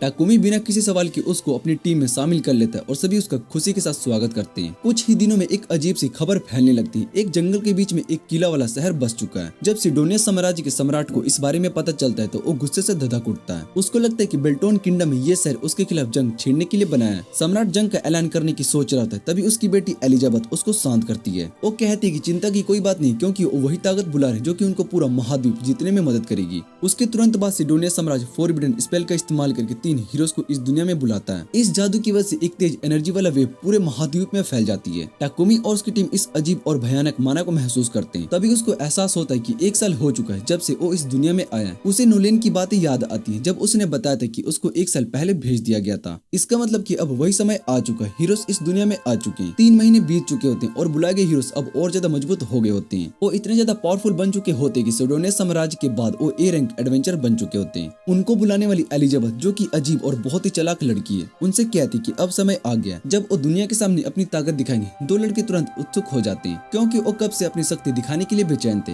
लेकिन लड़की इकानी जिसे नोलन ने विशेष वरदान दिया था जिससे वो सिर्फ अपने अंतर्वाद माध्यम से समझ सकती थी कि किस पर भरोसा करना चाहिए और किस पर नहीं। वो उतनी ज्यादा खुश नहीं होती है पर फिर भी वो अभी के लिए उनके साथ रहने का फैसला करती है। दूसरी तरफ टाकुमी पिछले 3 महीने से अपने शहर को सुधारने और बढ़ाने में लगा हुआ था। अब उसका शहर दूसरे नजदीकी शहरों से जुड़ चुका होता है और व्यापारी और कारीगर वहाँ पर आकर अपनी दुकानें और कारखाने खोलने लगते हैं। उसी बीच टाकुमी की साथी मैपल एक अजीब सी मगरमच्छ जैसे राक्षस से टकरा जाती जो कि उसे कभी भी नहीं देखा था उसने पहले। सोफिया तुरंत उसे पहचान लेती है और कहती कि ये तो बहुत ही शक्तिशाली राक्षस है, उसे इस राज्य में नहीं होना चाहिए था। वो तुरंत टाकुमी को इसकी जानकारी देती है और कहती कि पड़ोसी क्षेत्रों के राक्षस अब उनके इलाके में आने लग गए। टाकुमी को तुरंत समझ में आ जाता है कि ये सब 3 महीने पहले वाली एनर्जी वेव की वजह से हो रहा है। उसका शक तब सच होता है जब नाइट कैप्टन आकर उसको बुलाता है। टाकुमी को पिछले शहर वापस बुलाया जा रहा है एक जरूरी एडवेंचर काम के लिए। नाइट कैप्टन टाकुमी टाकोमी को एक और जरूरी बात बताता है। अब ये अफवाह फैल रही है कि सिडोनिया साम्राज्य में नए हीरोज आ गए। ये सुनकर टाकोमी के साथियों को बहुत ही बड़ा झटका लगता है, लेकिन मारिया को अब भी आशा होती है कि ये हीरोज गोडेस का वरदान है जो सिडोनिया को सही रास्ते पर लेकर आएंगे। पर टाकोमी जानता है कि ये सिर्फ एक सपना है जो कि कभी भी सच नहीं होगा। टाकोमी तुरंत पिछले शहर वापस पहुंचता है और एडवेंचरस गिल्ड जाकर नए हालात का जायजा लेता है। रिसेप्शनिस्ट उसको बताता है कि नए बुलाए गए हीरोज में 2 लड़के और 1 लड़की है और सिडोनिया उसको चर्चेस ऑफ डिवाइन लाइट भेज रहे हैं जो कि अलग अलग देशों में। इसका मकसद दुनिया को उनकी ताकत दिखाना है। टाकोमी बस उनकी वर्णन सुनकर ही समझ जाता है कि ये हीरोज जापान से आए हैं, लेकिन रिसेप्शनिस्ट उसको मुख्य काम पर ध्यान देने के लिए कहता है। पीपेक्स कंपनी ने उनके पार्टी के लिए एक नया काम दिया है। उन्हें राजधानी तक उनका सुरक्षा गर्दा बनना होगा। टाकोमी बिना किसी हिचकिचाहट के ये काम ले लेता है। रात को उसकी नई हाउसकीपर मैनी उसे गुजारिश करती है कि वो भी उसके साथ चलना चाहती है, क्योंकि अगर वो सब चले गए तो उसको अकेला महसूस होगा। टाकोमी को लगता है कि रास्ते में कुछ खतरा हो सकता है जो मैनी के लिए ठीक नहीं होगा, लेकिन उसके साथियों ने तुरंत मैनी का साथ दे दिया। उनका कहना है कि मैनी उनके साथ ज्यादा सुरक्षित रहेगी। टाकोमी अभी सोच ही रहा होता है कि मैनी अपनी मासूमियत और चार्म का इस्तेमाल करके उसको मना लेती है। इसी बीच 3 हीरोज बारसुला किंगडम की तरफ जा रहे होते, वहीं जहाँ पर टाकोमी होता है। 2 लड़के अब तक अपनी ताकत और शोहरत के नशे में डूब चुके होते हैं। वो पूरी रास्ते शिकायत करते रहते कि उनके कैरेज में सस्पेंशन नहीं है। फिर वो एक और घटिया बात सोचते हैं, वो बारसुला से कुछ एल्फ गुलामों को ले जाएंगे, चाहे इसके लिए उन्हें वहाँ के नियमों को ही क्यों न तोड़ना पड़ जाए। अकाने ये सब सुनकर अंदर से बहुत ही घिन महसूस करती है और उसे समझ में आ चुका होता है कि ये दुनिया यात्रा है उसका एक मौका बदलने का, और उसका अंतर्मन कह रहा होता है कि इसका जवाब बारसुला की राजधानी में ही मिलेगा। दूसरी तरफ टाकोमी और उसका ग्रुप राजधानी पहुंच जाता है। वो सब गिल्ड जाकर अपनी मिशन रिपोर्ट कर रहे होते हैं कि तभी वहाँ पर हीरोज भी आ जाते हैं। जैसे वो अंदर आते हैं वो गुरूर भरी आवाज में चिल्लाने लगते हैं कि सब उनके लिए रास्ता छोड़े, लेकिन वहाँ के एडवेंचरर्स को उनका घमंड पसंद नहीं आता। कुछ एक्सपीरियंस एडवेंचरर्स उन्हें समझाने की कोशिश करते हैं कि वो अभी नए ओवर कॉन्फिडेंस से बचना चाहिए, पर वो लड़के उन्हें बिना कुछ सोचे समझे गिरा देते हैं और आखिरकार हीरोज के सामने नॉर्मल लोगों की कोई औकात नहीं होती। फिर उनकी नजर सोफिया और मैनी पर पड़ती है और वो तुरंत उसको पसंद आ जाता है। और टाकोमी से कह देते कि वो एल्फ और बनी गर्ल स्लेव्स उसको बेच दे। टाकोमी से मना कर देता है बिना उनके फालतू एटीट्यूड की परवाह किए। वो बस रिसेप्शनिस्ट से बात कर रहा होता है कि वो दोनों घमंडी लड़के गुस्सा हो जाते हैं। उनको ये बर्दाश्त नहीं होता है कि किसी ने उनका हुक्म ठुकरा दिया। इकाने उन्हें रोकने की कोशिश करती है पर वो उसकी भी नहीं सुनते। अब ये देखने की टाकोमी इन हीरोज को जवाब कैसे देता है। ये सुनकर वो दोनों सोफिया और मैनी को अपने साथ आने के लिए बोलते हैं, लेकिन वो लोग क्लियर कर देते हैं वो अपने मास्टर को किसी के लिए नहीं छोड़ेंगे। और ये सुनकर वो दोनों का गुस्सा और धधक जाता है और छोटा वाला अपनी तलवार निकालकर टाकोमी पर अटैक करने के लिए, लेकिन टाकोमी भी पीछे हटने वालों में से नहीं था। उसने बिना किसी हेजिटेशन के अपनी एल्केमी स्पेल का यूज किया और उसकी तलवार को तोड़ दिया। ये देखकर वो दोनों आर्गुनेट इडियट्स तुरंत वेनी विचेस बन गए और टाकोमी को धमकी देने लगते कि उसने हीरोज का इंसल्ट किया, इसका बदला उसे जरूर मिलेगा।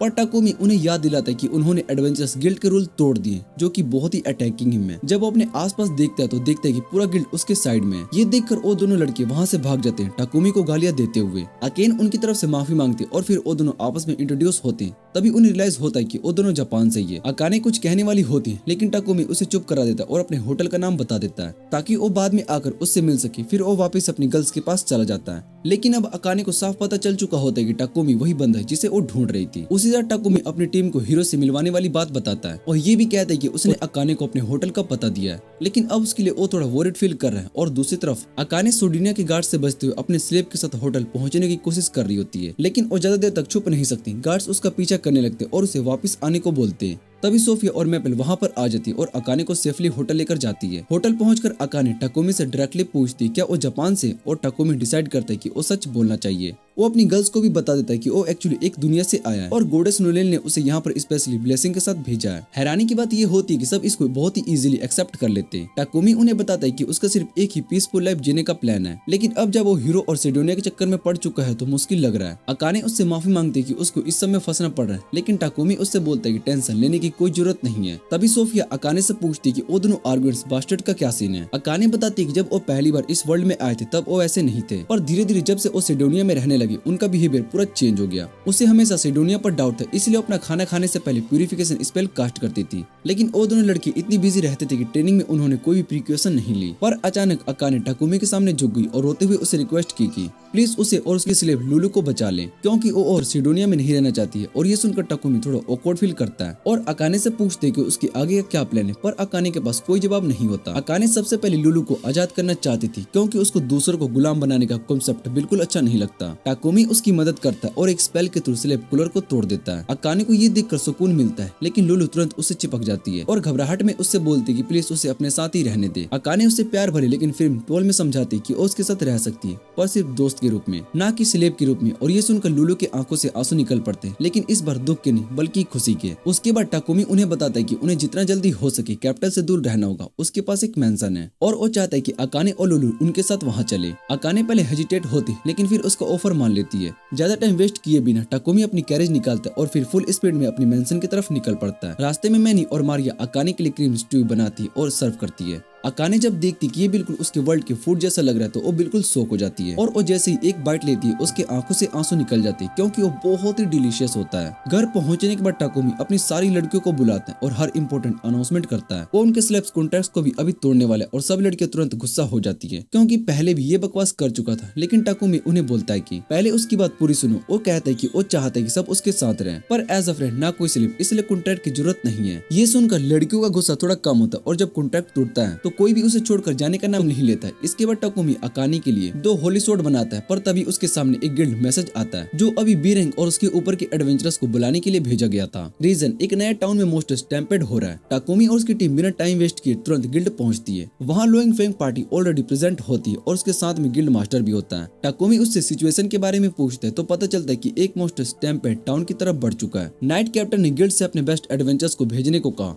लेकिन ज्यादा हाई रैंकिंग एडवेंचरर्स ऑलरेडी दूसरी क्वेस्ट में बिजी थे। टाकोमी थोड़ा कंसर्नेड होता है, लेकिन रिसेप्शनिस्ट उसे इंश्योर करती है कि जो 3 पार्टीज इस मिशन के लिए सिलेक्ट हुए हैं वो अकेली नहीं बल्कि 100 पार्टीज के बराबर है। जैसे ही 3 पार्टीज का लीडर होता है, लोइन फेंग का लीडर रील एकदम से पैनिक में आ जाता है। उसको पता होता है कि थर्ड पार्टी कौन होने वाली और वो बिल्कुल भी उसके साथ डील नहीं करना चाहता। और तभी थर्ड पार्टी क्रिम्सन गिल्ड में एंट्री मार लेती है। उसकी लीडर मेरेलिडा अपने सभी मेंबर को इंट्रोड्यूस करवाती है। ये एक ऑल गर्ल्स का ग्रुप होता है जो कि सिर्फ फीमेल एडवेंचरर से बना था। और टाकोमी की पार्टी लोइन फेंग को ग्रेट करती, पर जानबूझकर रील को इग्नोर करती, सिर्फ उसको इरिटेट करने के लिए। गिल्ड मास्टर बिना किसी देरी के उन्हें ऑर्डर देता है कि तुरंत नए टाउन की तरफ निकले और सिचुएशन को हैंडल करे जब तक कि नाइट ऑर्डर्स वहां पर नहीं पहुंच जाता। टाकोमी बिना टाइम वेस्ट किए अपनी कैरेज में टीम को लेकर निकल पड़ता है, लेकिन वो अकाने और लुलु को मेंशन में ही छोड़ देता है और टाइटन को उसका गार्ड बनने के लिए कहकर वहां से चला जाता है। कैरेज के अंदर टाकोमी सोफिया को एक होली स्वॉर्ड देता है जो कि उसने ही बनाई थी और बताता है कि उसने इस बार एक नहीं बल्कि 2 अलग अलग स्पेशल स्वॉर्ड्स बनाई है। सोफिया के पास वो स्वॉर्ड होती है जो शुद्ध स्पेशल डैमेज देती है, जबकि टाकोमी की स्वॉर्ड ओपोनेंट्स को सिर्फ एक ही छोटी स्क्रैच से ही मेंटल डैमेज देती है। जल्दी वो नए टाउन के अंदर पहुंचते हैं और टाकोमी कॉन्फिडेंट होता है कि उनके पास अभी थोड़ा टाइम है, क्योंकि इतनी ऊंची दीवारों को क्रॉस करना किसी मोस्टर के बस की बात नहीं है। लेकिन उसका शौक तभी टूट जाता है जब वो देखती कि हजारों लिजार्ड मोस्टर ऑलरेडी दीवार के ऊपर पहुंचने वाले, साथ ही जमीन वाले मोस्टर्स भी दीवार पर चढ़ना शुरू कर चुके थे। समय गंवाने का कोई ऑप्शन नहीं था, तो टाकोमी और उसकी टीम तुरंत मोस्टर पर अटैक करना शुरू कर देते हैं। वो एक तरफ से मोस्टर की काउंट कम करना शुरू करते हैं, जिस वजह से गार्ड्स को भी उनकी हेल्प मिलती है और वो गेट्स को उनके लिए खोल देते हैं। अंदर पहुंचते ही तीनों पार्टीज अलग अलग जगह पर मोस्टर्स का सफाई करने के लिए स्प्लिट हो जाती है। टाकोमी और उसकी लड़कियां पूरी रात मोस्टर से लड़ती है, पर सुबह तक उनके साइड के सारे मोस्टर्स खत्म हो चुके होते हैं। जैसे ही विलेजर्स अपने घर से बाहर निकलते, टाकोमी का शुक्रिया अदा करते। टाकोमी तुरंत रिवा और मैनी को विलेज का इलाज करने के लिए भेजता है, जबकि बाकी टीम को लेकर दूसरी पार्टीज की मदद करने निकल पड़ता है। जब वो टाउन के दूसरे साइड पर पहुंचता है तब वो देखते हैं कि एडवेंचरर्स ऑलरेडी दीवार पार जंगल की तरफ देख रहे होते हैं। उनमें से एक बताता है कि सारे मोस्टर्स एक साथ जंगल की तरफ वापिस आ रहे हैं, जो कि काफी अजीब बात थी क्योंकि मोस्टर्स इतनी स्मार्ट प्लानिंग नहीं करते। एडवेंचरर्स ये भी बताते कि रात के दौरान मोस्टर्स बहुत ही इंटेलिजेंट तरीके से लड़ते हैं। जब भी एडवेंचरर्स रेस्ट करने की कोशिश करते हैं, मोस्टर्स अटैक कर देते हैं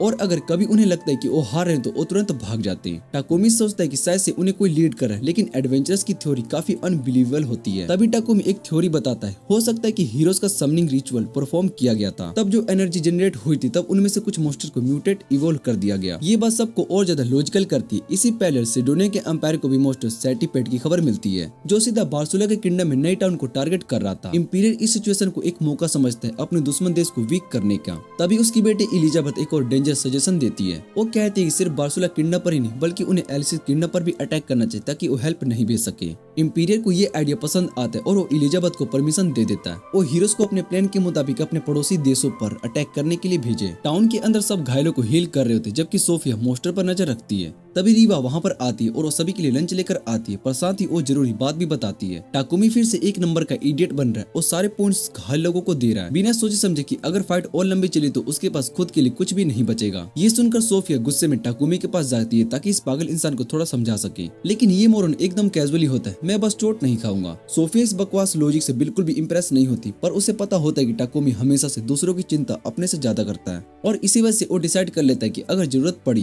तो अपनी जान भी दांव पर लगा देगा, पर टाकुमी को कुछ भी नहीं होने देगा। जल्दी टाकुमी विलेजर्स की सेफ्टी का प्लान डिस्कस कर रहा होता है, तभी मैं पर अलर्ट देती कि मोस्टर्स वापस आ गए। सब तुरंत लड़ने के लिए बाहर निकलते और टाकुमी सभी स्ट्रेटजी को बताता है। सबसे पहले मैजिक से मोस्टर पर वाइड रेंज अटैक करेंगे और फिर क्लोज कॉम्बैक्ट में जाकर उन्हें खत्म करेंगे। पहले तो पावरफुल स्पेल्स का धमाका होता है, फिर सब मोस्टर्स पर टूट पड़ते हैं और मोस्टर्स पहले हटने लगते हैं और तभी एक अजीब सी चीज होती है। एक बड़ा सा ड्रैगन लाइक मोस्टर सामने आता है जो कि दूसरे मोस्टर को खा लेता है और बड़ा हो जाता है। ये देखते ही सबको समझ में आता है कि 2 हेडेड ड्रैगन है इन मोस्टर्स का बॉस, जो कि इन्हें एक आर्मी की तरह कंट्रोल कर रहा था और बिना किसी वार्निंग के वो ड्रैगन सीधा सोफिया को टारगेट करता है। टाकुमी एक सेकंड में बिना टाइम वेस्ट किए उसे बचा लेती है, लेकिन सोफिया डिसाइड कर लेती है कि वो ड्रैगन को टाकुमी से दूर ले जाएगी और वो बिना रुके ड्रैगन पर अटैक करने लगती है और गुस्से में आकर ड्रैगन उसका पीछा करने लगता है, लेकिन तभी ड्रैगन अपना फायर ब्रीथ यूज करता है और सोफिया सीधा जमीन पर गिर जाती है। टाकुमी की बाकी लड़कियां तुरंत एक्शन में आ जाती है और वो ड्रैगन को जंजीरों से बांध देती है और फिर अपनी फुल पावर के साथ अटैक करना शुरू करती है। घायल सोफिया अपनी स्वॉर्ड को तुरंत टाकुमी की तरफ फेंकती है और टाकुमी दोनों मैजिक स्वॉर्ड्स को अपनी पावर से कंबाइन करके एक ही अटैक में ड्रैगन का काम तमाम कर देता है। लेकिन उसके बाद सोफिया बेहोश हो जाती है और टाकुमी बिना किसी देरी के उसके पास पहुंचता है और तुरंत उसको हील करने लगता है। गुस्से में उससे पूछते कि इतनी स्टूपिडिटी क्यों की और हल्की सी मुस्कुराहट के साथ सोफिया एक लाइन बोलती है, मैं बस तुझे प्रोटेक्ट करना चाहती थी। टाकुमी गुस्से से सोफिया की तरफ देखता है और वो कहता है कि अपनी जान क्यों बेकार में मत गवाओ। जैसे ही उसका हीलिंग कंप्लीट करता है तभी बाकी सभी वहाँ पर आ जाते हैं और बताते हैं कि ज्यादातर मोस्टर भागे और जो बचे थे उनका भी काम तमाम कर दिया गया है। टाकुमी ये सुनकर सुकून की सांस लेता है, पर तभी उसकी आंखों के आगे अंधेरा छाने लगता है। माना ज्यादा यूज करने की वजह से वो वहीं पर बेहोश हो जाता है। अगली सुबह जब वो उठता है तो वो देखते है कि उसकी सारी लड़कियां उसके पास बैठी है, पर सोफिया थोड़ा दूर से बस कोलेट की तरफ देख रही होती जैसे अब तक वो गिल्टी फील कर रही हो। कुछ दिन तक टाउन की मदद करने के बाद टाकुमी अपने घर लौट जाता है और अपनी पार्टी के साथ वहाँ पहुँचती एक ग्रैंड बारबेक्यू पार्टी होती है। सब इंजॉय कर रहे होते हैं, सबके अलावा सोफिया की वो बस पहली बात को लेकर उदास होती है। टाकुमी पहले तो इग्नोर करने की कोशिश करता है, पर मारिया और मैनी उसे जबरदस्ती खींचकर सोफिया के पास भेज देते हैं। वो एक प्लेट में ग्रिल्ड मीट लेकर सोफिया के पास जाता है और वो कहता है कि मुझे पता है कि तू मुझे हर हालत में सेफ रखना चाहती थी, पर मैं तुझे खोकर जीना नहीं चाहता। एक सेकंड के लिए साइलेंस छा जाता है, पर टाकुमी अपनी बात को पूरा करता है, बस इतना चाहता हूँ कि तू सेफ रहे और जिंदगी भर मेरे साथ दे, मेरी पार्टनर बनके। इतना सुनकर सोफिया की आंखों में आंसू आ जाते, पर इस बार उस सैडनेस के नहीं होते। वो मुस्कुराती अपने इमोशन को कंट्रोल करने की कोशिश करती है और फाइनली प्रॉमिस करती है हमेशा। कुछ दिन के बाद टाकुमी सिटी लॉर्ड के पास जाता है ताकि अकाने और लुलू को अपने घर में शेल्टर देने की परमिशन ले सके। लॉर्ड गॉडविन बिना किसी दिक्कत के परमिशन दे देता है, लेकिन उसके साथ एक और शॉकिंग न्यूज देता है। सेडोनिया के 2 हीरोज ने उनके अलाइड कंट्री की एक मैसकर कर दिया है। अकाने सुनते ही झटके में आ जाती है और उसका चेहरा एकदम पीला पड़ जाता है। वो अपने आप को दोषी मानने लगती है, मुझे उन दोनों को रोकना चाहिए था। टाकुमी उसे तसल्ली देता है कि ये तेरी गलती नहीं है। अकाने भी चुप रहती है और फिर वो धीरे से कहती है कि मुझे कुछ करना चाहिए था, लेकिन उसके अंदर एक नया डिटर्मिनेशन भी आ जाता है। वो अपने मन में एक वादा करती है, जब भी मौका मिलेगा मैं उन दोनों हीरोज के सामने खड़ी हो जाऊंगी और उनका वहीं अंत कर दूंगी। बाद में टाकुमी गोडेस नोलेन से गाइडेंस लेने के लिए जाता है और वो पूछता है कि क्या आपने मुझे पास्ट में इसलिए भेजा था ताकि मैं समन हीरोज की तबाही को रोक सकूं। लेकिन नोलेन कोई सीधा जवाब नहीं देती, बस इतना कहते कि अब सब कुछ तेरे ऊपर है टाकुमी। टाकुमी उसकी तरफ देखता है और फिर एक स्ट्रॉन्ग वॉइस में कहता है कि मैं इस दुनिया को प्रोटेक्ट करूंगा क्योंकि यहाँ पर बहुत कुछ है जो मैं प्यार करता हूँ। ये सुनकर नोलेन के चेहरे पर एक हल्की सी मुस्कुराहट आ जाती है। तो फिर दुनिया का सबसे महान एल्केमिस्ट बन, यही एक तरीका है जो कि तू ग्रो करेगा और ये दुनिया हमेशा सेफ रहेगी और तरक्की करेगी। इसी के साथ ये सीजन यहीं पर एंड हो जाता है। अगर आपको ये वीडियो अच्छी लगे तो वीडियो को लाइक करना ना भूले और चैनल को सब्सक्राइब जरूर कर देना। तो मिलते हैं अगली वीडियो में।